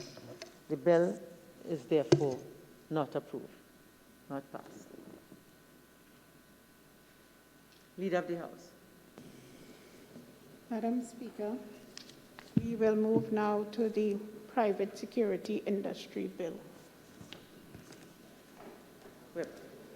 Again, Madam Speaker, again, the opposition objects having to do this private security bill.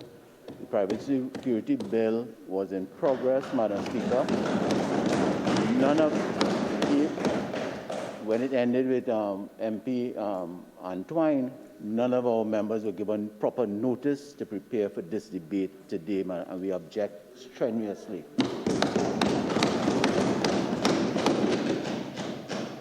Speaker, as I've said before, and I'll repeat, proper notice is once the bill is on the order paper, and this has been on the order paper for quite some time. And Madam Speaker, both sides have fielded speakers on this. It is nothing new, and it is something that we have been proceeding with. So, Madam Speaker, I am saying again, we are proceeding with the Private Security Industry Bill 2019.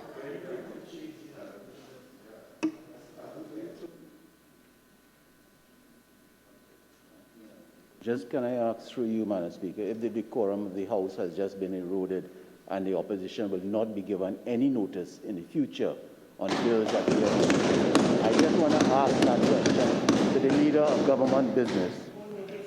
Madam Speaker, once there is an order paper, the opposition has noticed.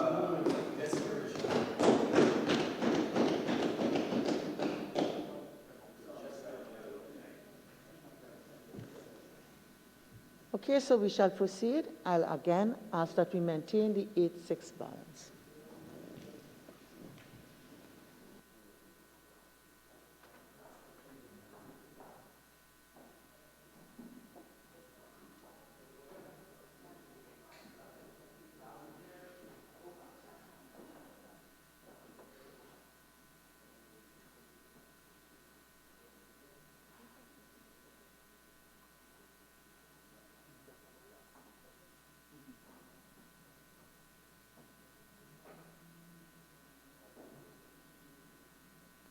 Honourable members, the debate on the following motion, which was in progress when the House adjourned on Friday, March 6, 2020, will be resumed.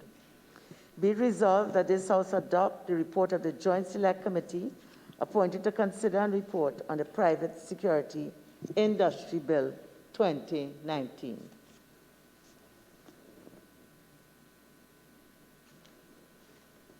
Member for Laventille West. Attorney General, I'm very sorry I didn't see you behind my back. Chair, Madam Speaker, I thank you. Sorry, I thought that the rule was you just come to the podium when invited. Much obliged, Madam Speaker. Madam Speaker, I am very pleased to join in this debate. And I'd like, of course, to remind that what we are doing here today is debating a motion to adopt the report of a Joint Select Committee, which was established, convened, populated in the precincts of this Parliament, and investigated by way of submissions from several stakeholders, a wide array of concern about the private security industry. It is quite shocking to hear the Chief Whip, the member for Pointe-a-Pierre, complain about doing the Parliament's work. 48-1, Madam Speaker. This particular 48-1, Madam Speaker. Overruled. Because this particular matter is one where we've had the benefit of a Joint Select Committee. It was the member himself, that member, honourable member from Pointe-a-Pierre, who joined in the chorus of call for this matter to go to a Joint Select Committee. The member for Pointe-a-Pierre, charged with responsibility for guiding the bench opposite, was part and parcel of a deep exercise of interrogation. So all of the members of the Joint Select Committee sitting in this House are ready and ought to be ready, willing, and able to speak on this bill. That's parliamentary practice. That's parliamentary route. And we make no apology, Madam Speaker, in carrying out the people's business, because that's what we're paid to do, and that's why we were elected to come here, Madam Speaker. So, Madam Speaker, let's get to the bill. The bill before us, the Private Security Industry Bill 2019, is, of course, 85 clauses long, 4 schedules in length. In this particular report coming from this committee, the members of the opposition engaged together with the government in a fulsome exercise of interrogating stakeholder submissions. This concept of private security was again a creature which first came to the fore in a more solid form under the UNC government. It was the government which was managed under the member for Siparia that brought the conversation of regulating the private security industry to the fore. Picking up, as we must, upon the work of parliaments, the Honourable Member for Laventille West took the initiative to formalize the work which was sitting in the Ministry of National Security under no less than 7 UNC ministers in the past government, brought the work together in a gelled format, knowing that the work required stakeholder consultation, took it into a joint select committee, because this bill requires not only a 3/5 majority support, but this bill also requires ventilation in the best interest of Trinidad and Tobago. And it is so because we are all aware that the private security industry has the ability, if properly regulated, to add force and structure and accountability to the policing of Trinidad and Tobago.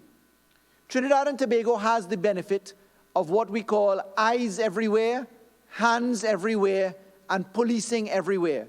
And we have for decades in this country witnessed an unregulated industry in large part, where the basic requirements of private security industries are merely cursory in nature.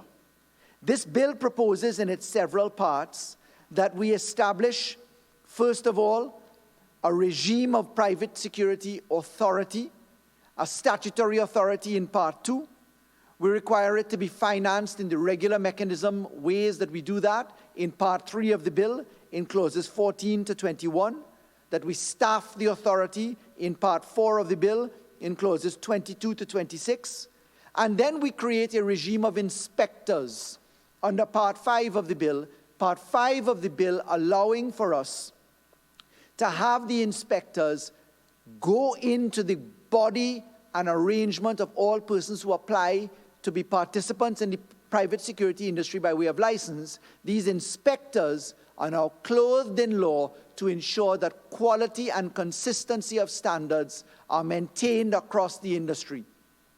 We then look, Madam Speaker, to the fact that this bill and this Joint Select Committee produced a whole regime of security service operators.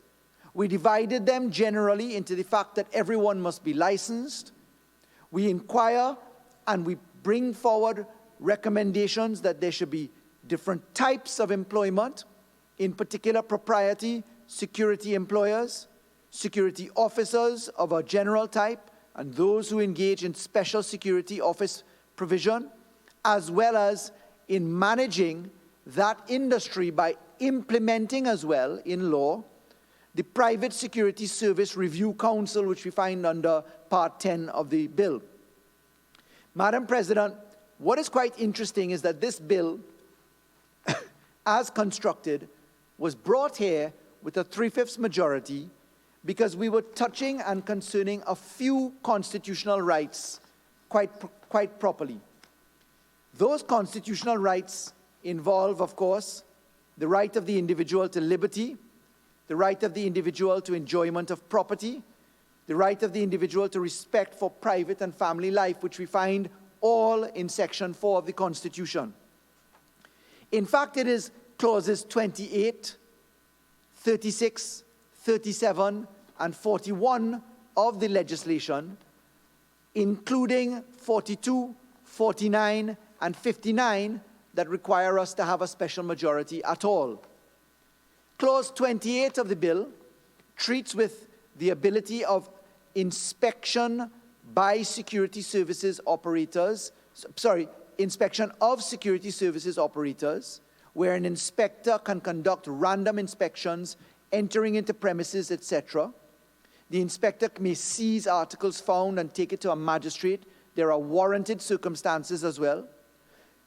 Clause 36 treats with duties and conditions, and Clause 36(7), which allows for a drug test to be conducted annually in a prescribed manner or randomly in respect of no less than 10% of security officers. For that drug test to be conducted, the security officer can be called upon to give the sample, and therefore the right of respect for privacy comes into equation.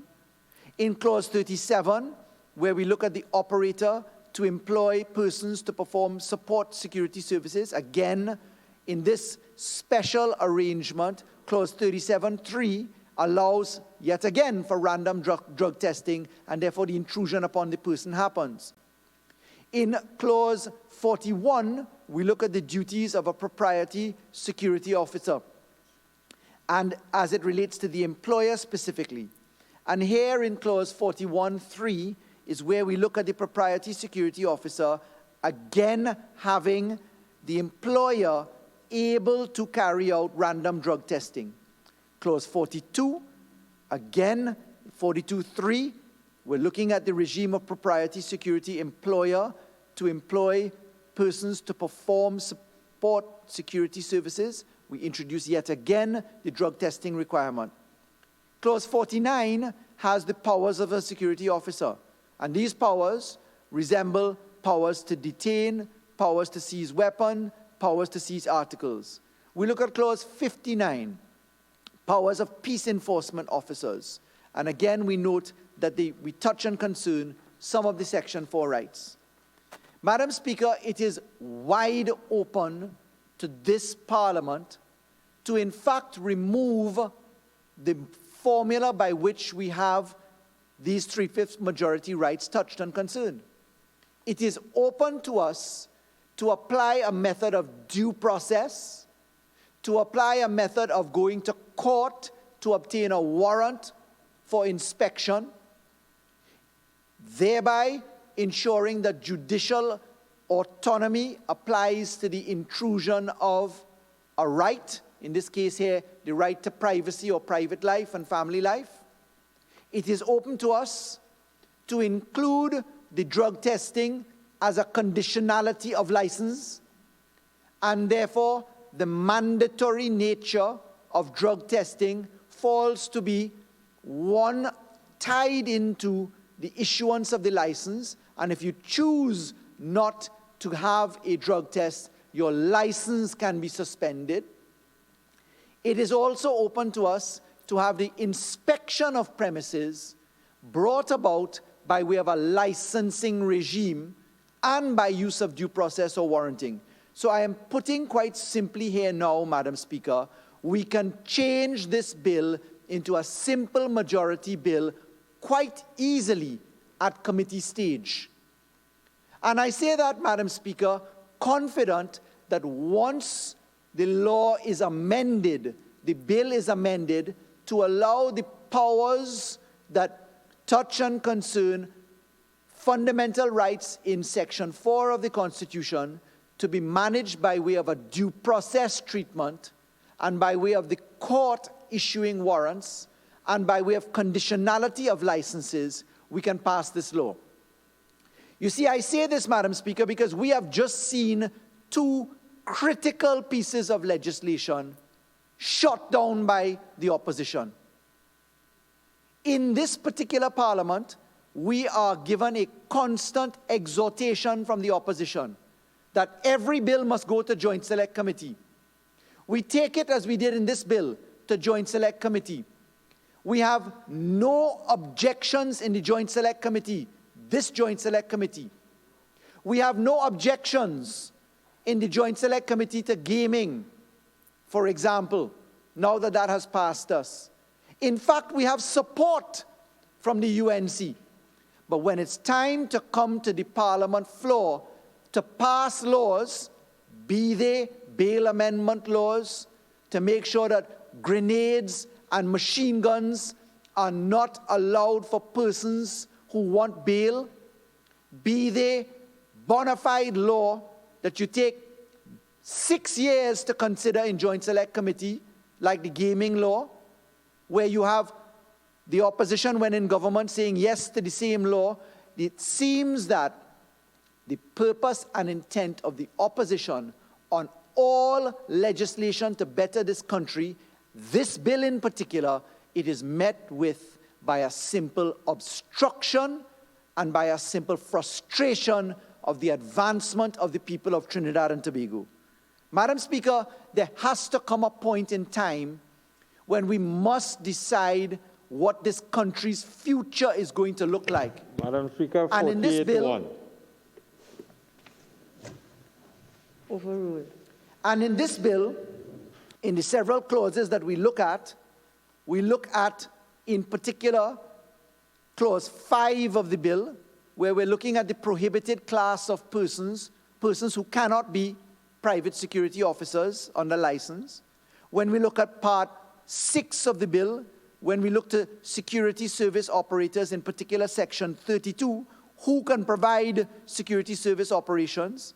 When we look at clause 36, where we look at an agreement, an affidavit of commitment, where the security service provider must agree by way of affidavit of commitment to agree to be bound not only by the act, but by a code of conduct, by guidelines, and by standards, where that code of conduct, guidelines, and standards includes giving dignity to the employees, the thousands of employees who are hired by security service firms in Trinidad and Tobago, some of whom are under minimum wage, some of whom don't have the dignity of proper uniforms, some of whom have no form of representation. For the first time in this country's history, this government brings legislation to better the lives of tens of thousands of people, and the only thing standing in the way of that is the United National Congress. And Madam Speaker, on 3/5 majority law, an abstention is a no. Let me explain that, Madam Speaker, because I noticed that there's a recent attempt to mask the killing of legislation to better this country by abstaining. An abstention in a 3/5 majority bill means you do not want to give the support to pass the law. And therefore, Madam Speaker, I can ask, what is offensive in ensuring that thousands of private security officers have the dignity of having their employers regulated? What is offensive, as we note in parts 7 and 8 of the bill and 9, in ensuring that officers that provide property protection, officers that provide personal security protection and close protection, what could be offensive to the United National Congress, to the member for Siparia who leads that opposition? What could be offensive in allowing people the basic dignity of a fair salary? Madam Speaker, in this time of COVID, essential service providers are inclusive of private security officers. They are on the front line of this country. This government wishes to manage the integrity, the dignity, the terms and conditions of salary, the functionality of their uniforms and structures in a way such that we can actually have some form of dignity for them. But Madam Speaker, I must ask, what is offensive in that? You see, Madam Speaker, crime is a significant issue in this country. And in managing time properly, in managing the issue of what we can do as a country to put down the laws, as this parliament has the power to make laws for the peace, order, and good governance of our country. What is it that is so stuck in the psyche of the opposition that they will not support Trinidad and Tobago becoming compliant with the rest of the world? How can we watch an unregulated private security industry? How can we walk away today from this parliament to be the only country in the world, according to the IMF, to have an unregulated gaming industry? How can we be the only country in the world that allows grenades and weapons of war to be in the hands of criminals and have an opposition refuse to give the support to legislation that is required to protect the citizens of this country? See, Madam Speaker, this law is definitely the kind of law to carry Trinidad and Tobago into the new vision of country. This law allows for the creation of jobs in a circumstance of dignity. I hear the leader of the opposition talking about 50,000 jobs. I don't know where they're coming from. This bill, in its 85 clauses, creates certainty for thousands of jobs in this country in better terms and conditions. And the only person leading a bench saying no to this legislation is the member for Siparia. Most respectfully, that is intellectual hypocrisy, Madam Speaker, that ought not to be tolerated by the right-thinking people of this country. Madam Speaker, it's time for a new Trinidad and Tobago. It's time for a vision. In the conversation of a Trinidad and Tobago post a COVID pandemic, this law is germane and relevant and necessary. I call upon the citizens of this country to stand up against the opposition, to tell the opposition the time for tomfoolery and for nonsensical articulation of issues to oppose for opposition's sake is over. You have had your way. You have had a joint select committee. You say yes in the committee. You say yes when you're in government, but you say no to the people of Trinidad and Tobago every time a law is brought for their benefit. Under these rules, I believe I am now out of time, and I thank you, Madam Speaker. Member for Lamantille West.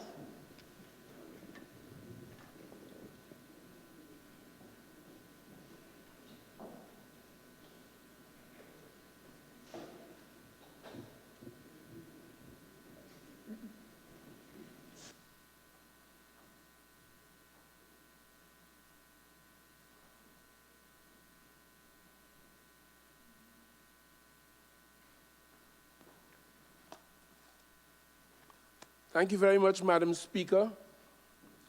Madam Speaker, when I presented this bill to the House, way back in, I think it was October of 2019, I did so as a citizen, I did so as a member of Parliament, I did so as a minister of the government of Trinidad and Tobago with a tremendous amount of pride, Madam Speaker. I did so with a sense of history. I did so understanding that this legislation was birthed, the idea of it at any rate, way back in 1989 in our country. And it went through several jurisdictions, several governments. The member for St. Augustine told us in the course of that debate that he did a tremendous amount of work whilst a minister of government of the so-called PPP, or PP government, and we all understood that. When I put this bill before this House in October of 2019, I suggested, Madam Speaker, that we go to a joint select committee. That was the way of the UNC.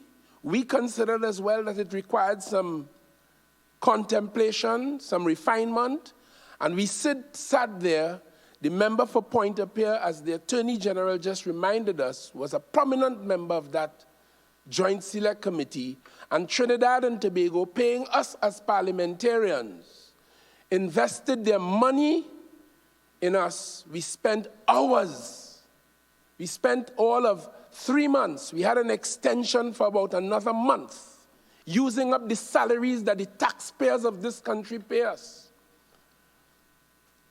We refined those measures and we brought them to this house. Lo and behold, though not surprisingly, the UNC is now in their antics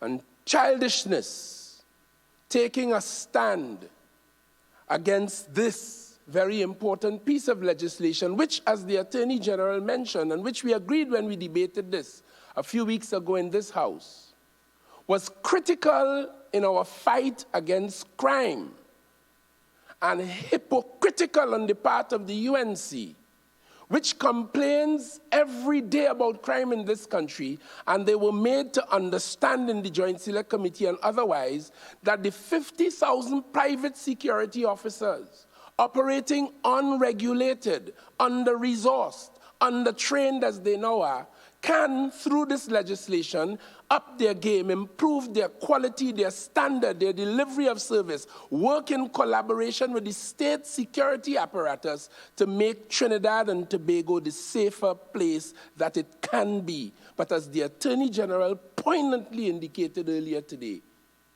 the UNC now stands in the way of the development and the progress and the protection and the safety of Trinidad and Tobago in this regard. What is the objection? That they didn't have time to prepare for the debate today. As the leader of government business, Madam Robinson Regis, pointed out, the member for Ruka Moloney, this has been on the order paper since then, October of last year. We began the debate. The member for Oropuch East spoke. The member for St. Augustine spoke. The member for Pointe-à-Pierre spoke. They were all, along with others on the Joint Select Committee of which I just referred. They are very familiar with this. But they take a frivolous objection today that they were not prepared. Heard the member for Oropuch East saying sarcastically he have to leave Port of Spain and go in Oropuch, where he lives, I presume, for his papers to come back. Childishness with serious business. I'm ashamed of them on behalf of the people of Trinidad and Tobago.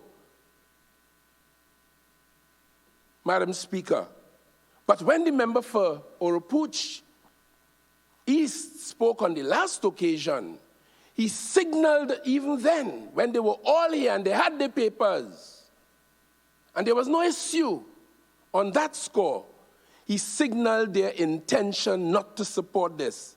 He misled this House. We had kept copious notes of the developments in the Joint Select Committee. Yet he got here on that last occasion and said when we invited persons to attend before us, because we had all the stakeholders from the private security industry appear before us and give evidence which we benefited from, which we interwove into the fabric of this legislation, which is before us. They said that they thought that was just the first round. That is not the truth. I sought the Hansard record in support and see where the member left the meeting on August the 14th.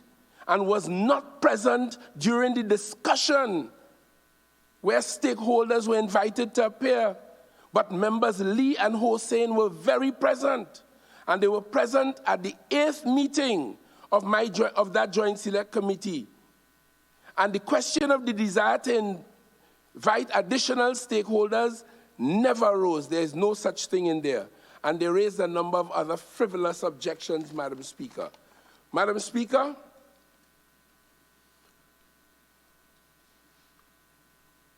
he raised as well that we were not providing in this bill for the qualification of the inspectors. What we have done in this bill, just by way of reminder to the listeners and the people of Trinidad and Tobago, on whose behalf we work, we established an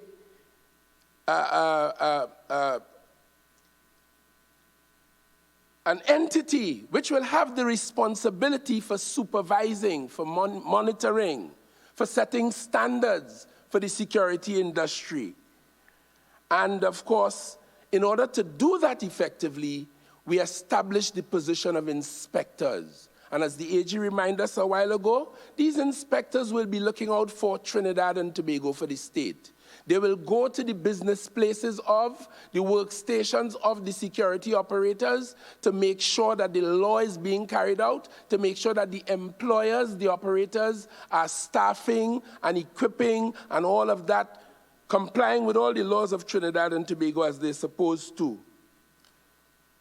And when the discussion on that came on, the member left during the discussion on that clause 27, which is one of the issues that requires a majority here today. Because the inspector has to go on to private property. So these measures, though they touch and concern the constitutional rights as enshrined in sections 4 and 5 of our Constitution, Madam Speaker, are not to give the Prime Minister or the PNM or the government any power. It is to enable the private security industry to be properly supervised and managed using the offices of inspectors. And this simply allows the inspectors to go onto property, to look at documents, to look at equipment. If they are licensed to have 16 firearms, they're not supposed to have 17, and such like. These are the kinds of things these majorities permit.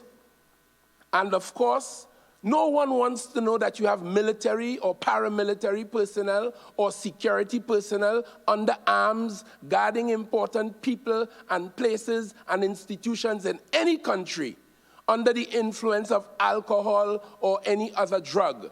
And as such, all modern security operations today require that its stakeholders, its participants, the officers really, be able to be drug tested to ensure that they are clean and healthy and fit and able to make the right decisions, especially under extreme circumstances as can subsist in respect of security work. That is one of the things that require. In other words, some of these drug tests could be intrusive of the person, and it requires the ability to demand it and to have a look on the records, to protect the public and to protect the institutions that they are there to secure. So it is nothing ominous, but the UNC does not want to support these measures as they demonstrated in other measures before us today. Fortunately for Trinidad and Tobago, we have encountered them for the last 5 years in this round, and we know of their antics and their wicked ways. So we have, Madam Speaker, the capacity to rearrange these measures before you today, as the Attorney General properly explained, putting in due process provisions where they do not now exist, because some do. We could involve the question of licensing as a condition for becoming a security officer, the question of drug testing and so on. We could append that to their contractual arrangements, as is done in some other entities and circumstances. For example, going on to property, because if an inspector goes on to the property of a security service operator or security firm, as we would call it, and finds illegal or unauthorized firearms, he should be able to seize them. And we can also say here, in dealing with this problem that the UNC is presenting to us today, that they can go onto this property in the company of the established Trinidad and Tobago Police Service. And we could deal with that problem. And of course, we could use the courts to the extent that we have not already used it, because we have used it in this bill, to deal with the issue of warrants to permit the searches and the seizure of equipment, illegal equipment, if we had to. When I say we, the state. So, Madam Speaker, it is our intention, because of our desire, on the basis of a long record since 1989, to protect the people of Trinidad and Tobago and to allow them the benefit of an organized, well-oiled, well-trained, well-resourced security platform regulated through the measures in this bill.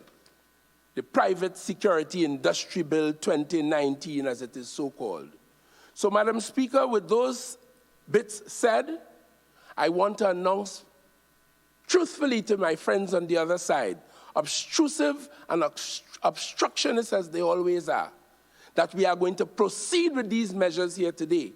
And if we are not, as we do not expect to get their support in the way decent and right-minded parliamentarians in the context in which this bill was presented to this House, if they are not prepared to act in those ways, we will be obliged to make the necessary adjustments as best as we could along the lines as suggested by the Attorney General in order to give the benefit and the protection of these measures to the people of Trinidad and Tobago. And in those circumstances, Madam Speaker, I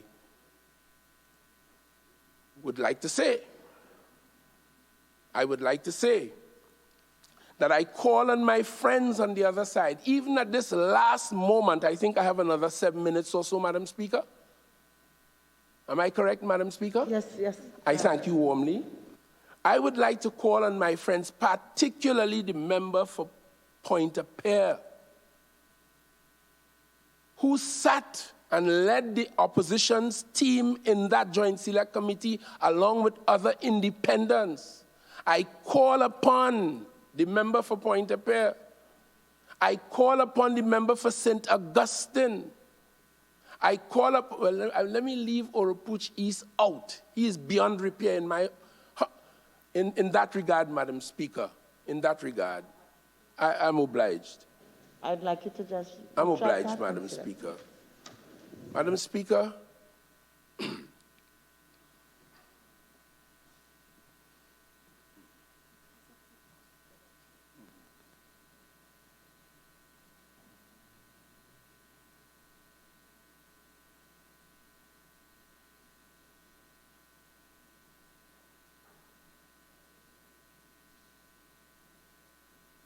Speaker, I call upon my friends on the other side, not for my sake, not for my benefit alone, but for all of the 1.4 or so million people of Trinidad and Tobago who need our engagement as legislators so that those who operate in the security industry can be armed with the right legislative and other tools and equipment to get their job done and to get it done efficiently and effectively. I call upon my friends on the other side to, for the people of Trinidad and Tobago's sake, soften their hearts and to do what is right if they could find it within them. As such, Madam Speaker, I beg to move that the motion be amended by adding the following words at the end of the resolution. Subject to the recommittal of this bill, and in particular, Madam Speaker, clauses 28, 36, 37, 41, 42, 49, 59, Madam Speaker, of this bill to a committee of the whole House. I beg to move, Madam Speaker.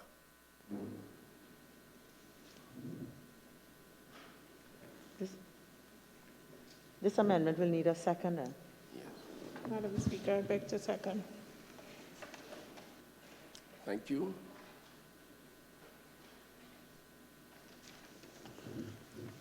Honourable members, I shall now propose the amendment moved by the member for Laventille West and seconded by the member for Aruka Maloney.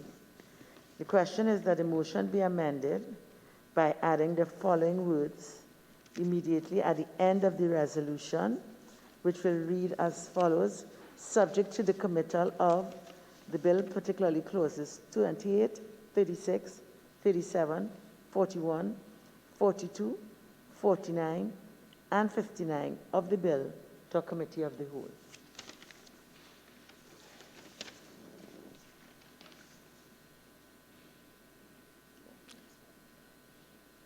I beg to move. Honourable members, I will first put the question on the proposed amendment.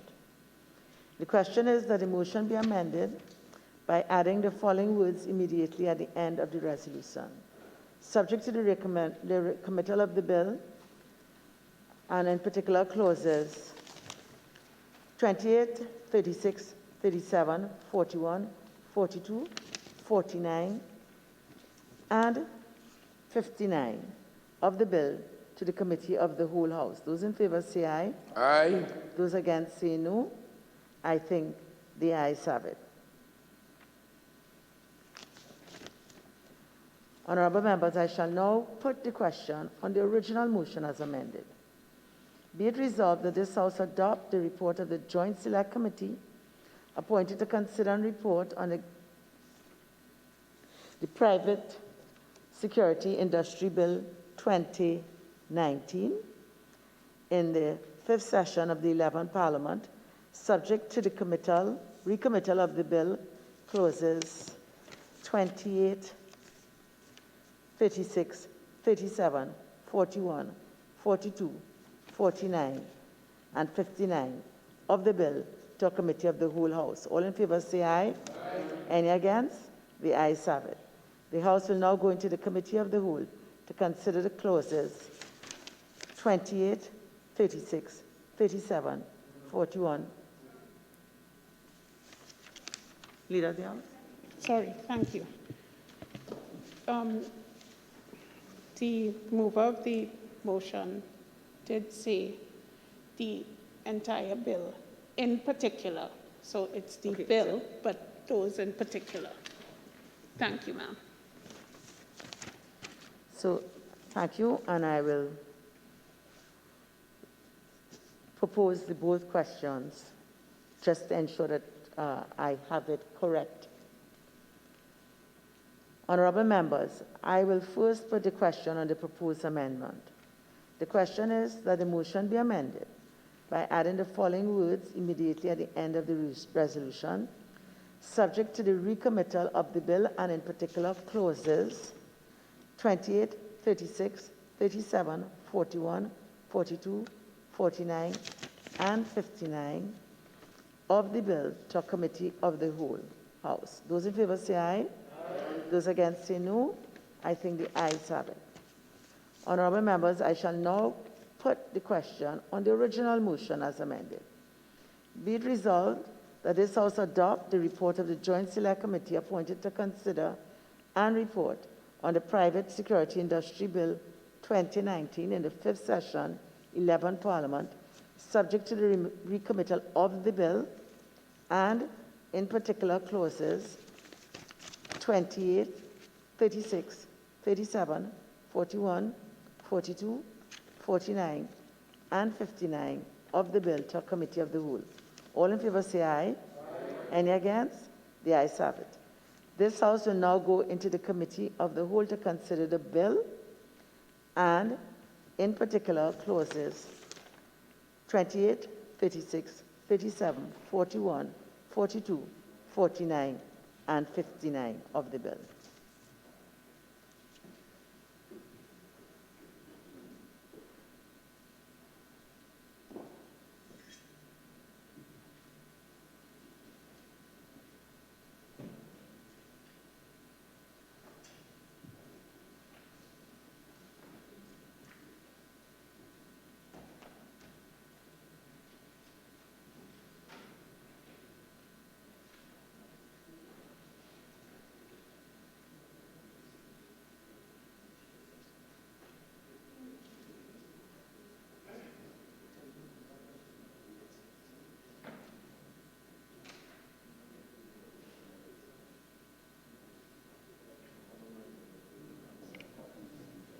Okay, so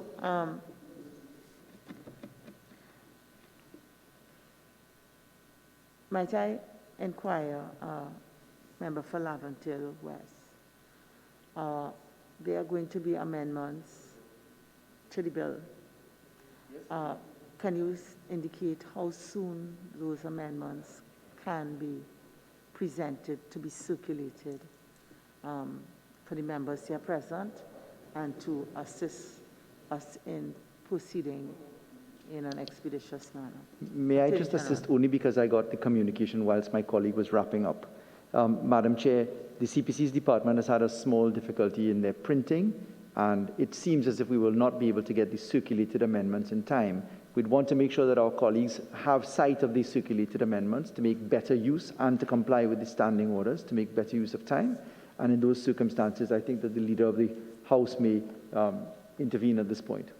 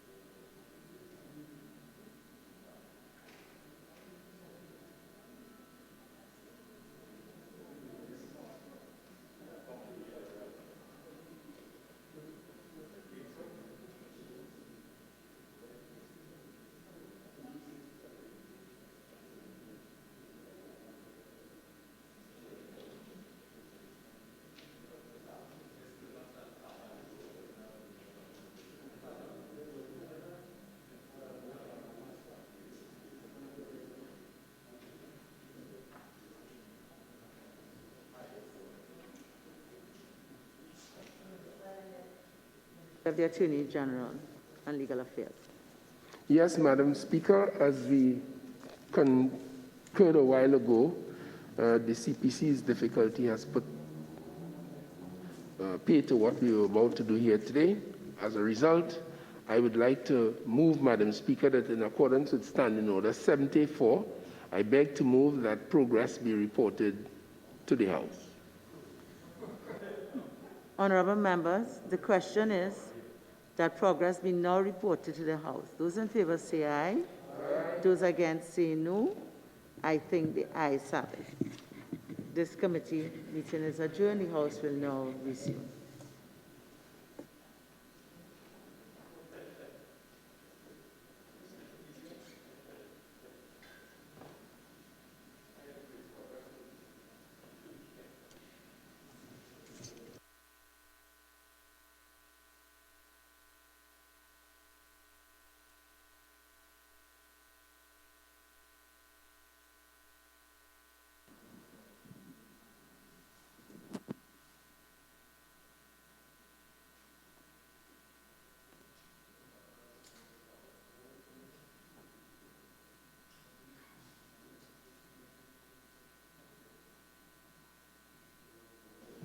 Minister in the Office of the Attorney General and Ministry of Legal Affairs. Thank you very much, Madam Speaker.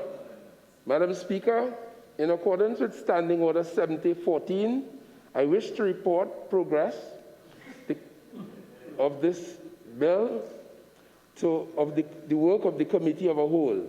And given that, Madam Speaker, given that next week, Friday, is Private Members' Day, I seek leave for the House to sit again on this matter on the 29th of May, 2020, for the resumption of the proceedings in this bill. Is the House prepared to grant leave?